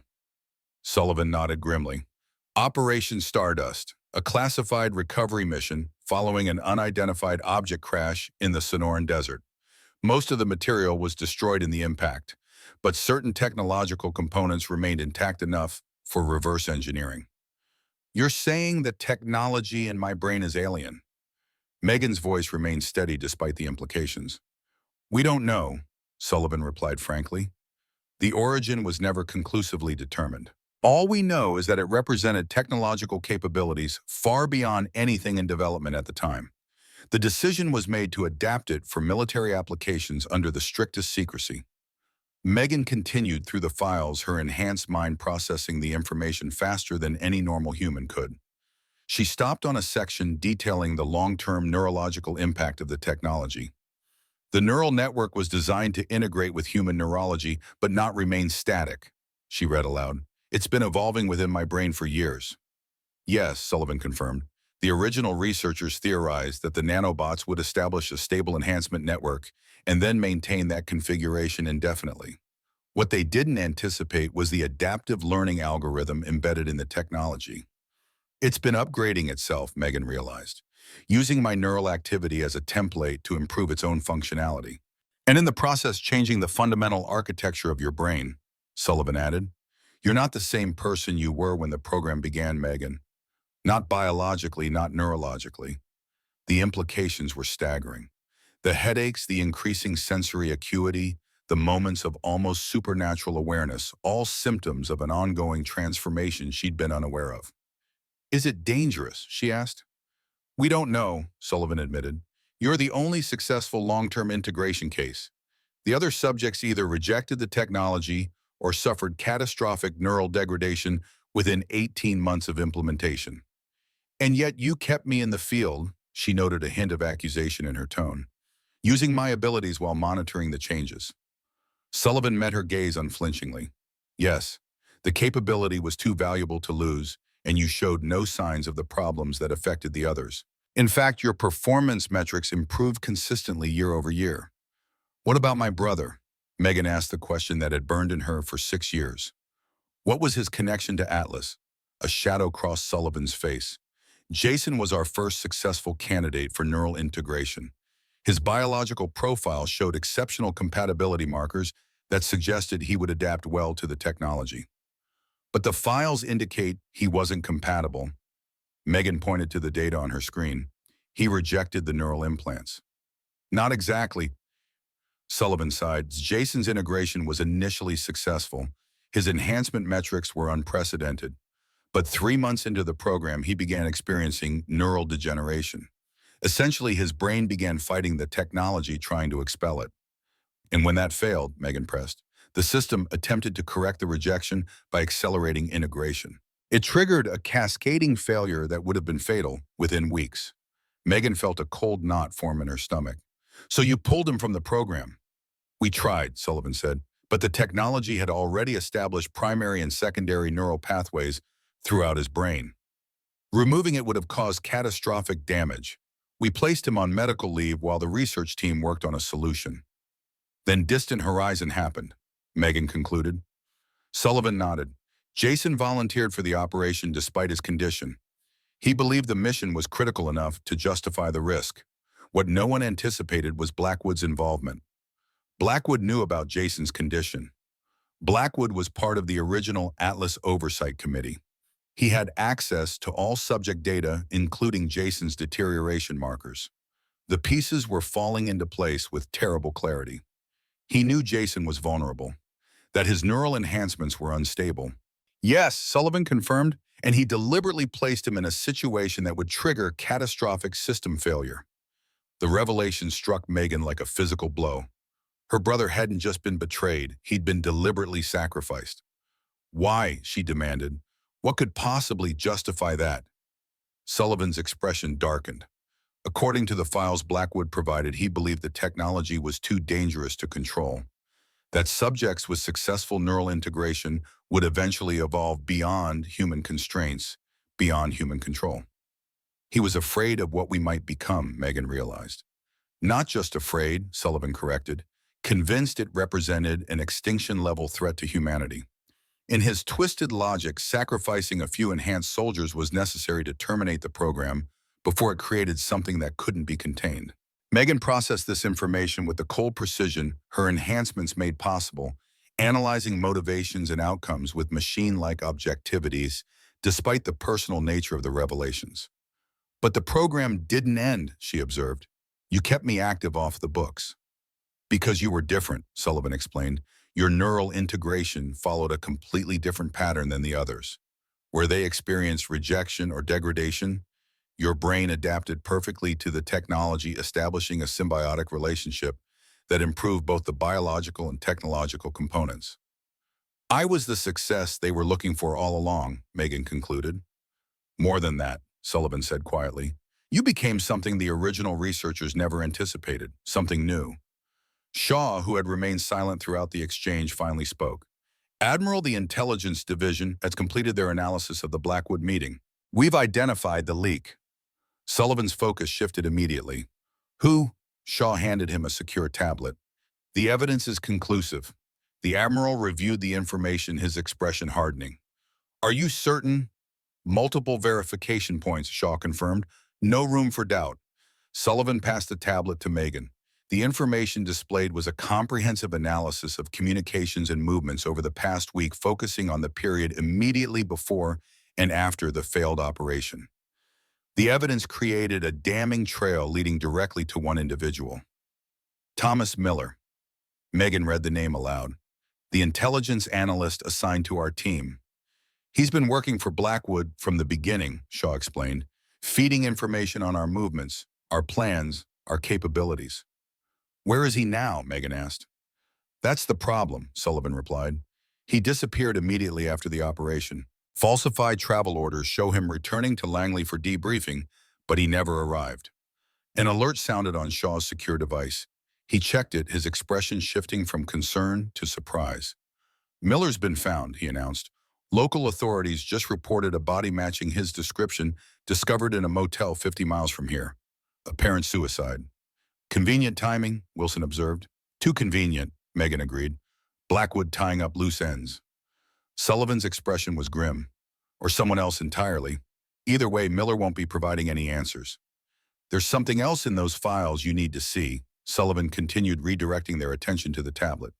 Information about Jason that changes everything we thought we knew about Distant Horizon. Megan returned to the tablet, navigating to the section Sullivan indicated. The information there caused her breath to catch. This can't be right, she whispered, reading the report again. According to this, Jason's body was never recovered from the operation site. Officially, all team members were listed as killed in action, Sullivan confirmed. But Blackwood's files indicate Jason was extracted by a third party during the chaos. A group with interest in the neural technology. Extracted alive. Megan looked up sharply. Are you saying my brother could still be alive? The evidence is circumstantial, Sullivan cautioned. But yes, it's possible. Hope flared within her for the first time in 6 years, quickly tempered by the cold analytical assessment her enhanced mind provided. If Jason had survived, where had he been all this time? And in what condition? The neural degeneration would have progressed without proper medical intervention. The files contain a location, Sullivan continued, a research facility in Alaska where Blackwood believes Jason was taken. We haven't been able to verify its existence through standard intelligence channels. It could be another trap, Shaw warned, Blackwood feeding us false information to lure you out again. Or it could be the truth, Megan countered, a bargaining chip Blackwood is using to ensure my cooperation. Sullivan's expression was grave. Whatever his motivation, we need to proceed with extreme caution. If this facility exists and Jason is there, extracting him will require capabilities beyond standard special operations parameters. It will require Phantom, Megan stated simply. Yes, Sullivan agreed, but not alone this time. We're assembling a specialized team with experience in both high-risk extraction and advanced medical support. If Jason is alive, his condition will almost certainly require immediate specialized care. When do we move? 48 hours, Sullivan replied. We're gathering intelligence and preparing insertion options now. The facility's supposed location is remote enough to minimize civilian complications, but secure enough to present significant tactical challenges. Crews should be part of this operation, Megan said, glancing toward the door that led to his hospital room. He has personal investment in seeing this through.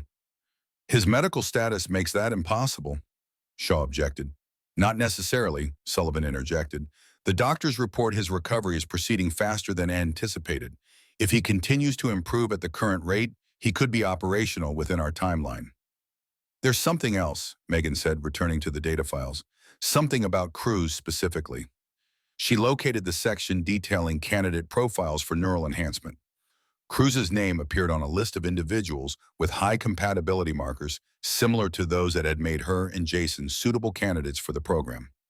He was considered for Atlas, she revealed. His neural architecture shows unusually high adaptation potential for integration with the technology. Sullivan nodded. He was identified during routine screening of special operations personnel, but the program was shut down before he could be approached for participation. This changes the operational dynamic, Shaw noted. If Cruz possesses natural compatibility with the technology, it might explain his exceptional performance as a sniper and his ability to work effectively with enhanced personnel like Reynolds. A plan began forming in Megan's mind, calculations and probabilities flowing through her enhanced neural network at incredible speed. We need to wake him up, she decided. That's against medical advice, Shaw protested. We need his skills for this mission, Megan countered. And more importantly, we need someone I can trust absolutely. Someone Blackwood and Miller haven't compromised. Sullivan considered this for a long moment. Your neural enhancements give you unique insight into probability assessments. What's your analysis of success with Cruz versus without him? Megan didn't hesitate. 23% higher probability of mission success with Cruz included. His specific skill set complements mine, and his motivations align perfectly with mission objectives. Make it happen, Sullivan ordered Shaw, but ensure the medical team understands the risks and provides appropriate supportive care. As Shaw left to coordinate with the medical staff, Sullivan turned back to Megan. There's one more thing you need to understand about what's happening to you. He directed her attention to a final section of the data, one dealing with the projected evolution of the neural enhancement technology over time. The original researchers theorized a convergence point, Sullivan explained, a threshold where the enhanced neural network achieves a kind of self-awareness distinct from the host consciousness. You're saying that technology in my brain could develop its own identity? Megan asked, the concept simultaneously fascinating and disturbing. Not exactly. More like a new form of consciousness emerging from the integration of human and artificial intelligence. Neither fully one nor the other, but something unprecedented. Is that what Blackwood fears? Yes, Sullivan confirmed. He believes this convergence represents an evolutionary leap that would render enhanced individuals fundamentally different from baseline humans. A new species, effectively. Is he right? Megan asked quietly. Sullivan met her gaze directly. The evidence suggests your neural integration is approaching that theoretical threshold. The headaches, the accelerated processing capabilities, the moments of insight that seem to transcend normal human cognition, these are all consistent with the convergence model. What happens if I cross that threshold? No one knows, Sullivan admitted. We're in uncharted territory, but I believe it represents an opportunity, not a threat. An evolution of human potential rather than its replacement. Megan absorbed this information with remarkable composure, her enhanced mind already analyzing implications and possibilities. Does Blackwood have access to this technology? Not directly, Sullivan replied. But he's been collecting data on enhanced subjects for years, studying the progression and attempting to reverse engineer aspects of the system. It's possible he's developed countermeasures specifically designed to target neural enhancements, which means the Alaska mission could face threats beyond conventional security measures, Megan concluded. Exactly. We need to prepare for unconventional defensive systems potentially capable of disrupting or damaging neural enhancement networks. A soft alert from Megan's secure communications device interrupted their conversation. The message was from the medical team. Cruz was waking up. They moved quickly to his room, arriving as the medical staff completed their initial assessment. The ventilator had been removed, and Cruz was breathing on his own, his vital signs stabilizing at near normal levels. His eyes found Megan as she approached his bedside, recognition and awareness, evident despite the lingering effects of sedation. Did we get him? The same question he'd asked before, his voice stronger now, but still rough from the breathing tube. Not yet, Megan replied, but we know where to look next. Cruz's gaze sharpened, the fog of medication receding as he focused on her face. What did I miss? Sullivan stepped forward. Quite a lot, Instructor Cruz. How much do you remember from the operation? Cruz winced as he shifted position. Blackwood escaped. Explosion at the north entrance. Then nothing until I woke up here. You've been under medical sedation for 3 days, Sullivan explained. Your injuries were severe but not life-threatening. The medical team reports an unusually rapid recovery. Good genes, Cruz remarked dryly, then looked back to Megan. What's the next move? We've identified a facility in Alaska where Blackwood may be keeping a high-value asset, she replied carefully. A special operations team is being assembled for extraction. And you want me on that team? Cruz concluded, reading her expression. Despite medical objections, I assume. Your skills would be valuable, Sullivan acknowledged, but only if you are medically cleared for duty. I'll be ready, Cruz stated with absolute certainty, whatever it takes. The senior physician approached, clearly uncomfortable with the direction of the conversation. Admiral, with all due respect, Instructor Cruz has sustained multiple traumatic injuries. While his recovery is progressing well, he is nowhere near ready for field operations. What's your timeline for normal recovery? Sullivan asked. Minimum 2 weeks before considering limited duty. Full operational status would require at least a month of rehabilitation. Sullivan nodded thoughtfully. And what if we had access to accelerated healing protocols, experimental treatments developed for special operations personnel? The doctor hesitated. I would need to review the protocols and their safety profiles before making any recommendations. Make that happen, Sullivan ordered. Priority authorization, my clearance. As the medical team withdrew to consult on the Admiral's request, Cruz fixed his gaze on Megan. There's something you are not telling me. She sat beside his bed, lowering her voice. The facility in Alaska. We have reason to believe my brother might be alive and held there. Cruz's expression registered shock. Jason, but distant horizon was 6 years ago. Everyone was reported chaos. New intelligence suggests he was extracted by a third party during the chaos, she explained, possibly because of his involvement with a classified enhancement program. Understanding dawned in Cruz's eyes. The same program that made you Phantom. Yes, she confirmed. The same technology that's been in my brain for the past 8 years, evolving and adapting in ways even its creators didn't anticipate. Cruz was silent for a moment, processing this information. If he's alive, what condition would he be in after all this time? Unknown, Megan admitted. The neural technology was causing progressive degradation in his case. Without proper medical intervention, the prognosis would have been poor. Yet you believe there's a chance. I have to, she replied simply. Cruz reached for her hand, the gesture unexpected but somehow natural. Then we go get him, whatever it takes. His touch lingered, a connection forming between them that transcended professional boundaries. For a moment, Megan allowed herself to feel something beyond the mission, a human connection that her enhanced mind couldn't quantify or analyze. Over the next 36 hours, Cruz underwent an intensive series of treatments, combining advanced pharmaceutical compounds, targeted cellular regeneration therapy, and specialized physical conditioning. The protocols developed specifically for elite special operations personnel pushed the boundaries of medical science and human endurance. Megan divided her time between tactical planning for the Alaska mission and observing Cruz's remarkable recovery. His natural biological compatibility with neural enhancement technology seemed to extend to the accelerated healing protocols, allowing his body to respond at rates that astonished even the medical specialists overseeing the treatment. By the 48-hour mark, Cruz was not only conscious and mobile, but demonstrating physical capabilities approaching his pre-injury baseline. The medical team remained concerned about potential long-term effects, but could not deny the effectiveness of the protocols in this particular case. It's unprecedented, the chief medical officer told Sullivan during the final evaluation. His cellular regeneration rates are nearly double what we'd expect even with the enhanced protocols. It's as if his body was designed to interface with this technology. Or evolve to, Sullivan murmured, exchanging a meaningful glance with Megan. The final briefing for Operation Northern Star took place in a secure facility beneath the medical center. The team had been carefully assembled, Megan and Cruz as the primary operators, Wilson providing tactical oversight, and a specialized medical unit with experience in advanced neural technology. Shaw would coordinate from command, maintaining secure communications in managing intelligence assets. The target is a research facility located here.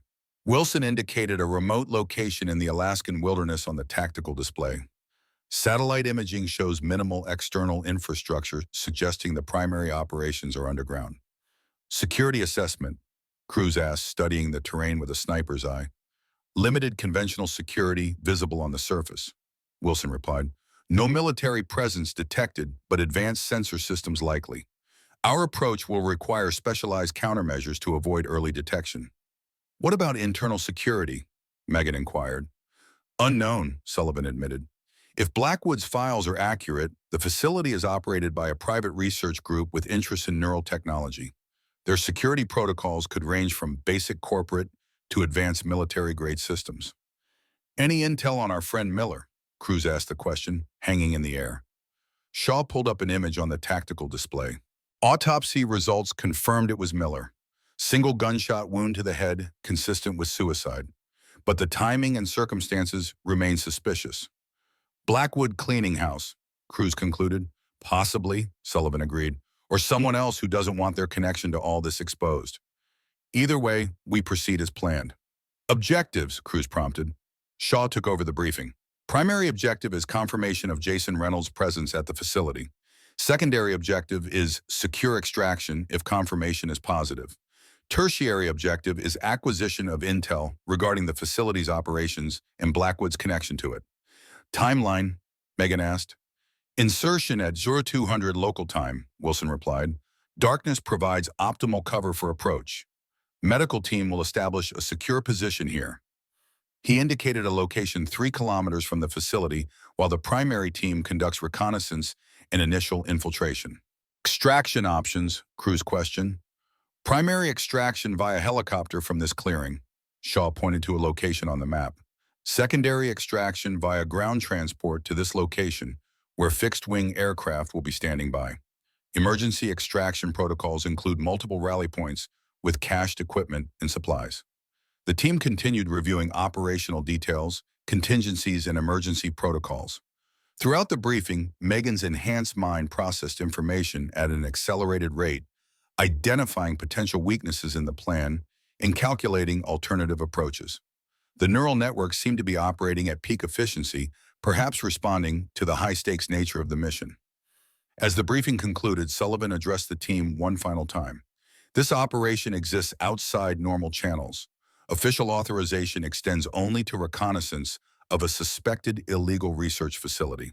Anything beyond that is at my personal discretion and carries corresponding risk. His gaze moved across the assembled personnel, lingering on Megan.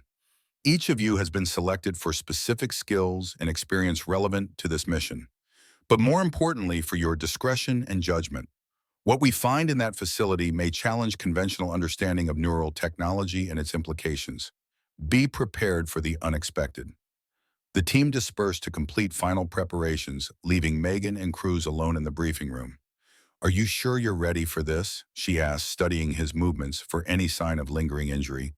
I've never been more ready for anything in my life, Cruz replied with absolute conviction. The real question is whether you're prepared for what we might find. Megan considered this carefully. If Jason is alive, he won't be the same person I knew. The neural degradation combined with 6 years of isolation or worse.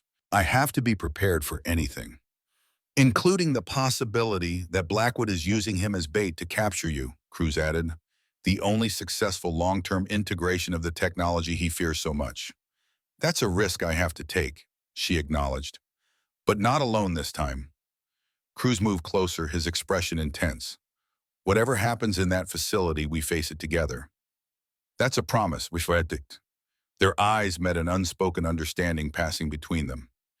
In that moment, something shifted in their relationship, a deepening connection forged by shared danger and mutual respect. I need to tell you something, Cruz said quietly.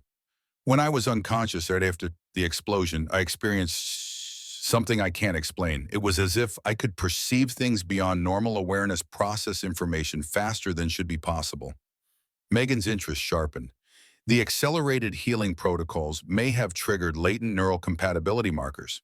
Your brain responding to the technology in ways similar to enhanced subjects. Is that dangerous? He asked. Potentially, she admitted. But it also means you might be uniquely suited for this mission. Your natural compatibility could provide advantages when dealing with whatever we find in that facility. The transport aircraft cut through the night sky above the Alaskan wilderness, its advanced stealth systems rendering it virtually invisible to conventional detection. Inside the darkened cabin, the team performed final equipment checks in practice silence. Megan's specialized gear included custom communication systems designed to interface with her neural enhancements, allowing for unprecedented situational awareness and information processing. Cruz had been equipped with a prototype targeting system that, while not directly interfacing with his nervous system, leveraged his natural compatibility with the technology to enhance accuracy and response time. 2 minutes to drop zone, the pilot's voice announced over the intercom. The team moved to the rear ramp, securing final harness attachments for the high-altitude, low-opening jump that would deliver them to their insertion point. The medical team would follow later via helicopter once the primary team had secured the initial landing zone.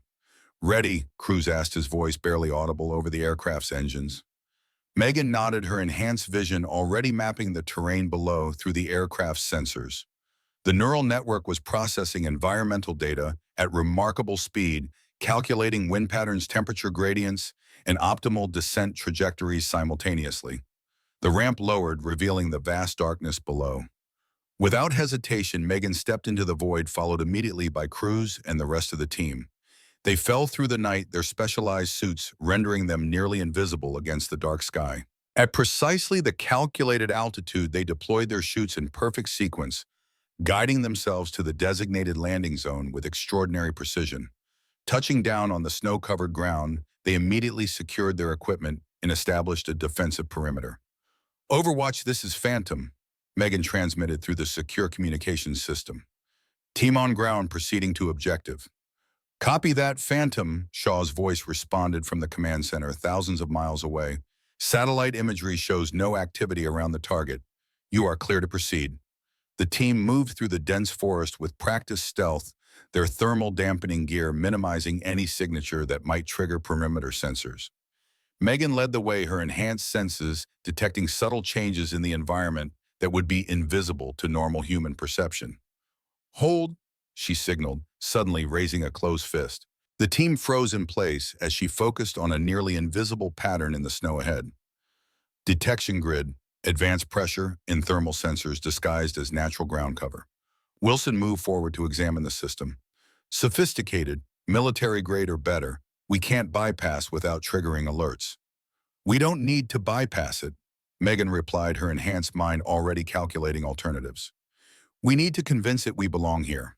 She extracted a specialized device from her equipment and made several precise adjustments. "This will emit a signal pattern matching authorized personnel. Based on the sensor configuration, they're using a transponder identification system similar to what we encountered at Blackwood's compound." Activating the device, she moved carefully across the sensor grid. The system remained silent, no alarms triggered. The rest of the team followed in her exact footsteps, maintaining the deception. Beyond the perimeter security, they encountered the first physical evidence of the facility, a small nondescript building that appeared to be a maintenance shed but likely concealed an entrance to the underground complex. "Standard approach or alternative?" Wilson asked. Megan studied the structure, her enhanced vision detecting subtle security measures invisible to normal sight. "Two guards inside, automated defense systems covering all conventional entry points." "Recommendations?" Cruz inquired, falling easily into the operational rhythm despite his recent injuries. "Vertical approach," Megan decided.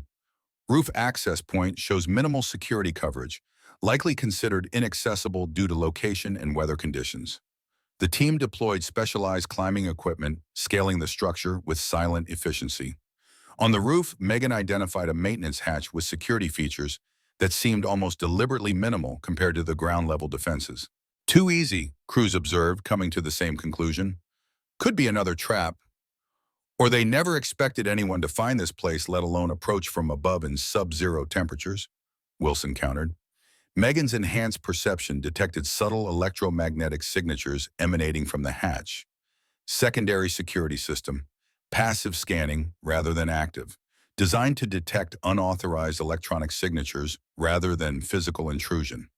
She removed a specialized device from her equipment, calibrating it to emit a cancellation field that would mask their own electronic signatures without disrupting the facility's systems. This should create enough interference to blind their passive detection without triggering alerts, she explained. But we'll need to move quickly once inside. The effect won't last long before their systems adapt. With practiced precision, the team breached the hatch and descended into the facility. Rather than the utilitarian industrial environment they expected, they found themselves in what appeared to be a high-end research complex with polished floors, advanced lighting systems, and sophisticated technology evident throughout. "This isn't a black site," Wilson whispered. "This is a state-of-the-art research facility." Funded by whom? Cruz wondered aloud. Megan's enhanced senses detected subtle vibrations through the floor, identifying movement patterns 2 levels below their current position. Active operations ongoing, multiple personnel concentrated in what appears to be a central chamber approximately 30 meters below us. They moved through the facility with silent efficiency, avoiding the sparse security personnel they encountered. The design seemed deliberate, with minimal staff and maximum automation, a facility built for secrecy rather than capacity. As they descended to the lower levels, the technological sophistication increased dramatically. Advanced medical equipment lined the corridors alongside specialized neural monitoring systems Megan recognized from her own experiences with Project Atlas. "This is definitely connected to the neural enhancement program," she confirmed. "But the technology here is generations beyond what was used in the original Atlas implementation." They reached a secure door marked simply "Primary Research." Unlike the previous security measures they'd encountered, this one featured multiple redundant systems and what appeared to be biometric authentication. "No bypassing this conventionally," Wilson observed. Megan studied the security system, her enhanced mind processing the technological architecture at incredible speed.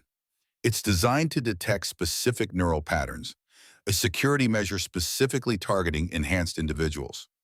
"Can you bypass it?" Cruz asked.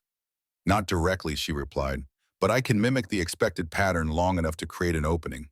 She placed her hand on the scanner, focusing her enhanced neural network on projecting a specific brainwave pattern. The security system hesitated, sensors fluctuating as they attempted to authenticate the unusual signature. "System override authorized," an automated voice announced. "Emergency access protocol engaged." The door slid open, revealing a vast chamber dominated by advanced medical equipment surrounding a central isolation unit. Inside the transparent enclosure, connected to numerous monitoring systems and life support equipment, lay a man Megan recognized immediately, despite the years and changes. "Jason," she whispered, moving forward, almost involuntarily. Her brother appeared suspended in a state between consciousness and unconsciousness. Neural monitoring systems displayed complex brainwave patterns that fluctuated between organized structure and chaotic disarray. His physical condition seemed remarkably preserved, as if the years had barely touched him. "Life signs stable," the medical specialist on their team reported, examining the monitoring equipment. "But neural activity is highly abnormal. Patterns suggest ongoing integration processes rather than degradation." "That's impossible," Megan countered. "His system was rejecting the technology. Progressive neural degradation was irreversible according to all available data." "Not irreversible," a new voice stated from behind them, "merely requiring a different approach to integration." They turned to find a woman in a laboratory coat standing in the doorway, flanked by security personnel with weapons lowered but ready. Unlike the guards who projected military precision and alertness, the woman's demeanor was purely academic, the calm confidence of a researcher in her element. "Dr. Elena Kazan," she introduced herself. "I've been expecting you, Ms. Reynolds, though I must admit not quite so soon." "Stand down," Wilson ordered their team, recognizing the tactical reality. They were surrounded, outnumbered, and in an unfamiliar environment. Better to understand the situation before forcing confrontation. "What have you done to my brother?" Megan demanded, struggling to maintain control as her enhanced senses registered every detail of Jason's condition. "Saved him." Dr. Kazan replied simply.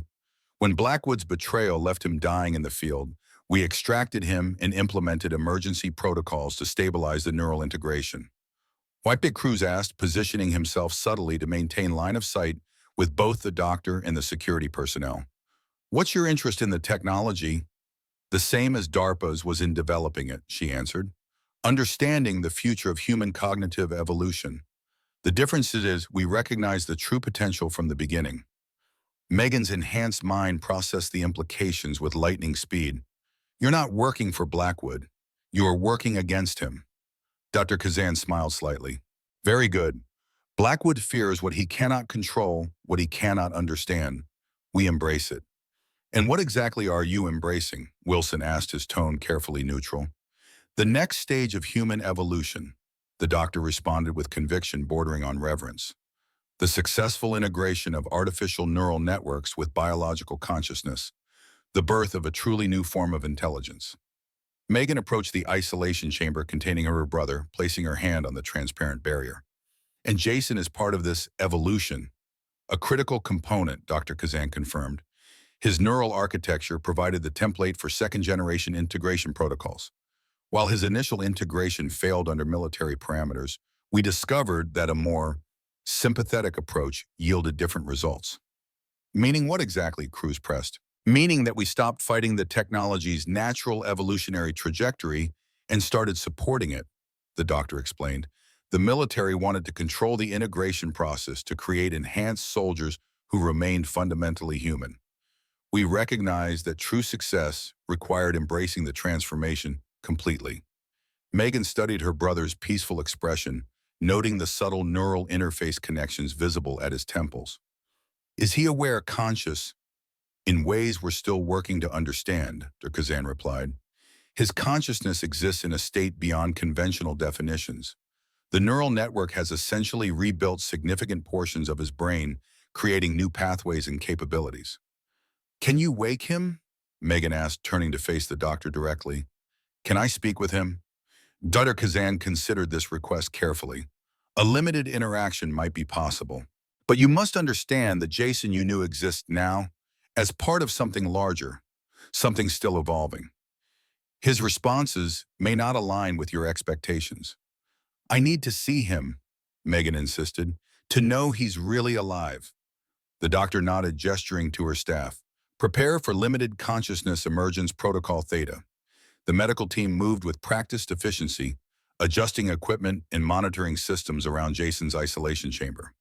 Neural activity displays showed immediate changes as the systems initiated the awakening protocol. His consciousness has been maintained in a specialized virtual environment during the integration process, Dr. Kazan explained as they worked. Bringing him into full awareness of physical reality requires careful transition to avoid neural shock. How long has he been like this? Cruz asked quietly. Since we extracted him 6 years ago, the doctor replied. The first 2 years were focused on stabilizing the degrading neural pathways. The subsequent 4 have been dedicated to supporting the integration evolution. The monitors surrounding Jason registered increasing neural activity patterns, shifting toward organized consciousness. His eyelids fluttered, then slowly opened. His gaze, unfocused at first, gradually sharpened as awareness returned. Jason, Megan called softly, moving closer to the transparent barrier. His eyes found hers, recognition dawning slowly. Megan, he whispered, his voice rough from disuse. You found me. Yes, she confirmed, emotion threatening to overwhelm her, carefully maintained control. I'm here. You've changed, Jason observed, studying her with unexpected intensity. The integration, it's progressing in you. Megan nodded. Yes, but differently than yours. Natural evolution, he replied, each word seeming to require conscious effort. They let mine follow its course. Military. Ma tried to control yours. Can we help you? She asked, placing her palm against the barrier. Can we take you home? A smile touched Jason's lips. I am home, Meg. This is where I need to be. The work here is important. You're being held against your will, Cruz interjected, unable to remain silent. Jason's gaze shifted to him, surprisingly alert. No, I chose this after understanding what was happening, what I was becoming. And what is that? Megan asked, her enhanced mind struggling to process the implications of her brother's apparent acceptance of his situation. The bridge, Jason replied cryptically, between human and what comes next. Before Megan could question him further, facility alarms suddenly blared to life.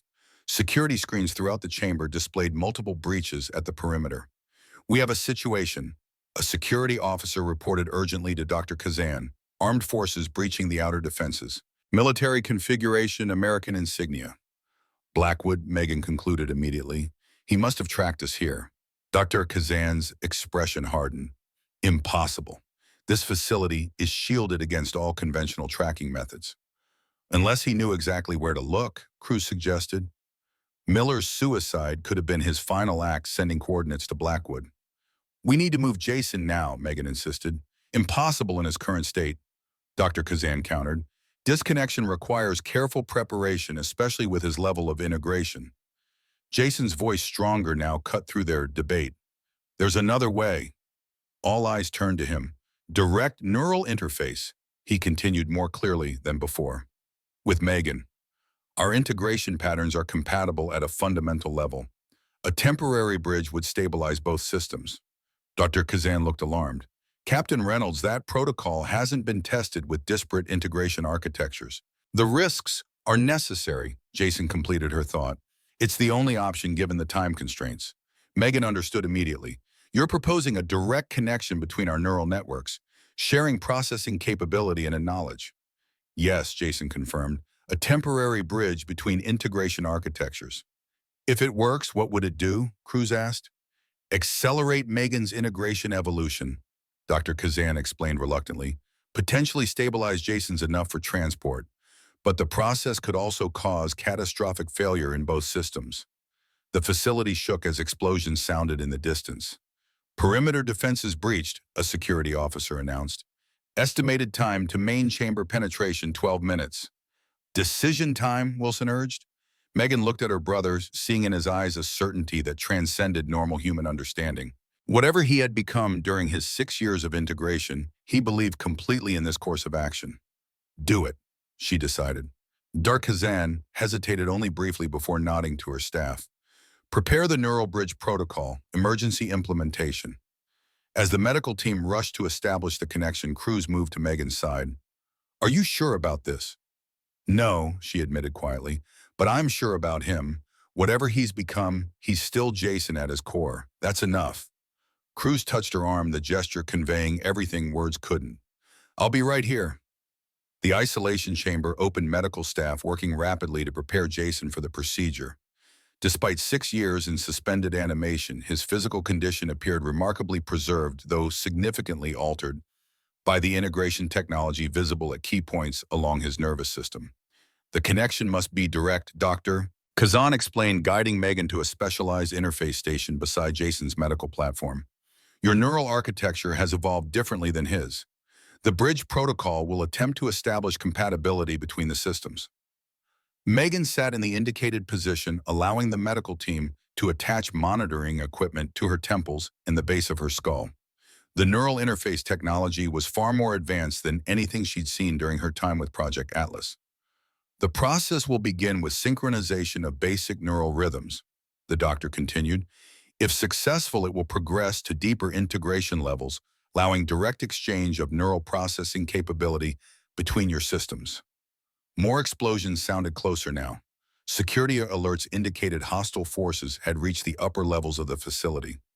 "Whatever you're going to do, do it fast," Wilson urged, coordinating with their team to establish defensive positions at key access points. "Initiating neural bridge," Dr. Kazan announced. A strange sensation flooded Megan's consciousness as the connection established. It began as a subtle resonance, like hearing a familiar voice from another room. Then it intensified neural patterns, synchronizing with increasing precision. She gasped as her brother's consciousness touched hers, recognition flowing between them on a level beyond words or images. Pure understanding untainted by the limitations of conventional communication. "Jason," she whispered, though speaking was suddenly unnecessary. "I'm here." His voice resonated directly in her mind. "We're both here." The integration accelerated neural networks, finding compatibility despite their different evolutionary paths. Information flowed between them, memories, knowledge, experiences, in a flood that would have overwhelmed normal human consciousness. But they were no longer entirely human. The neural enhancements that had been evolving within them for years now found completion in each other, the military precision of Megan's system balancing perfectly with the expansive integration of Jason's. Around them, the battle for the facility intensified. Cruz and Wilson coordinated the defense, buying precious time as the neural bridge completed its work.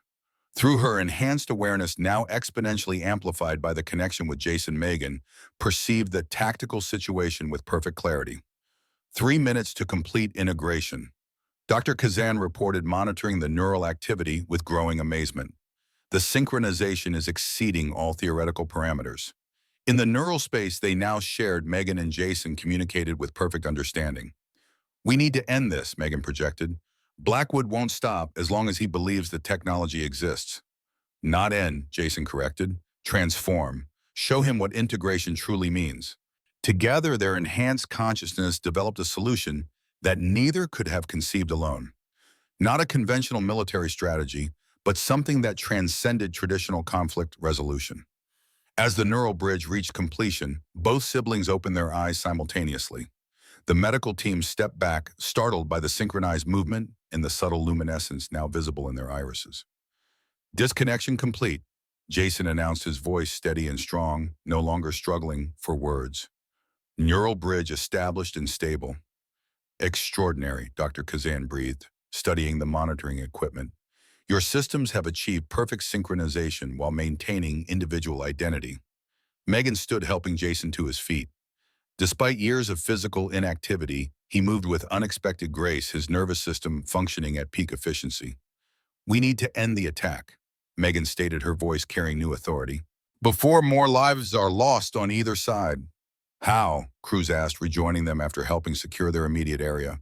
"Blackwood's forces have us surrounded and their numbers keep growing." "Not through conventional means," Jason replied, "through understanding." Together, the siblings moved toward the central communications array, their movements perfectly synchronized yet distinctly individual. Their enhanced consciousness, now operating at unprecedented levels, interfaced directly with the facility's systems. "What are they doing?" Wilson asked Dr. Kazan. "Something I've only seen in theoretical models," she replied, watching in amazement. "Collective neural processing on a scale we've never achieved in controlled settings." Through the facility's advanced communication systems, enhanced by their combined neural capability, Megan and Jason reached out to the attacking forces. Not with threats or demands, but with understanding, a direct neural transmission that bypassed conventional communication entirely. "They're broadcasting a neural pattern," Dr. Kazan explained, monitoring the output, "somehow translating their integrated consciousness into a signal that can be received by normal human perception."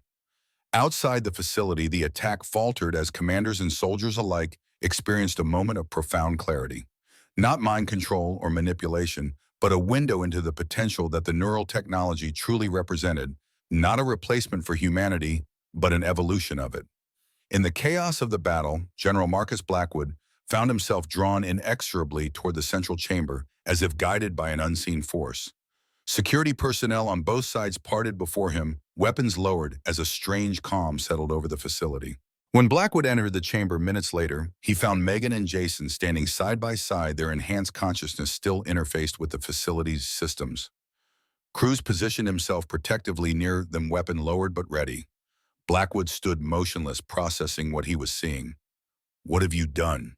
he asked, his voice barely audible. "We've shown everyone the truth," Megan replied. "Not through words or arguments, but through direct experience." "The neural technology isn't a threat to humanity," Jason added. "It's a potential path forward, not for everyone, but for those who choose it." Blackwood's expression reflected the internal struggle of a man whose core beliefs were being challenged by undeniable evidence. "I've spent my entire career protecting humanity from threats it couldn't comprehend. Sacrificed everything, even my own integrity, to contain what I believed was an extinction-level danger." "And if you were wrong?" Megan asked gently. Blackwood's shoulders sagged, the weight of decades of fear and paranoia suddenly visible. "Then I've become the very thing I feared, a threat to human potential, rather than its protector." It's not too late to choose a different opta, Jason offered. For a long moment, Blackwood stood silent, the accumulated certainty of his life's mission colliding with the reality before him. Then slowly he lowered himself to a nearby chair, suddenly appearing much older than his years. I need to understand, he said finally. Really understand, not just intellectually. You can, Megan assured him. That's what we're offering everyone, understanding beyond what words can convey. Over the next hours, as the military forces withdrew and the facility's security protocols normalized, Blackwood engaged in a series of discussions with Megan, Jason, and Dr. Kazan. Not confrontations or interrogations, but genuine exchanges of perspective and understanding. The broader implications were staggering. The neural technology, properly implemented and ethically managed, represented not a threat to humanity, but a potential partnership with it, a path forward that neither replaced human consciousness nor remained limited by its natural constraints. 3 days later, as dawn broke over the Alaskan wilderness, Megan stood with crews on the facility's observation deck. The pristine snow stretched to the horizon, painted in gold and crimson by the rising sun. What happens now, Cruz asked quietly. To you and Jason. To all of this. Jason stays here, at least for now, Megan replied. His integration is still evolving, and Dr. Kazan's team is best equipped to support that process. And she turned to face him, a new certainty evident in her eyes. I go back. There's still work to be done helping others understand what we've learned, establishing ethical protocols for integration, building bridges between the enhanced and non-enhanced. Will the military allow that? Cruz asked. Once they understand what the technology truly represents, they'll want to control it. They can try, Megan said with a slight smile. But the genie's out of the bottle now. The understanding we've shared can't be unshared. Cruz studied her face, seeing both the Megan he had come to know and something new that had emerged from her integration with Jason's system. Will you still be you? She reached for his hand, the gesture deliberate and meaningful.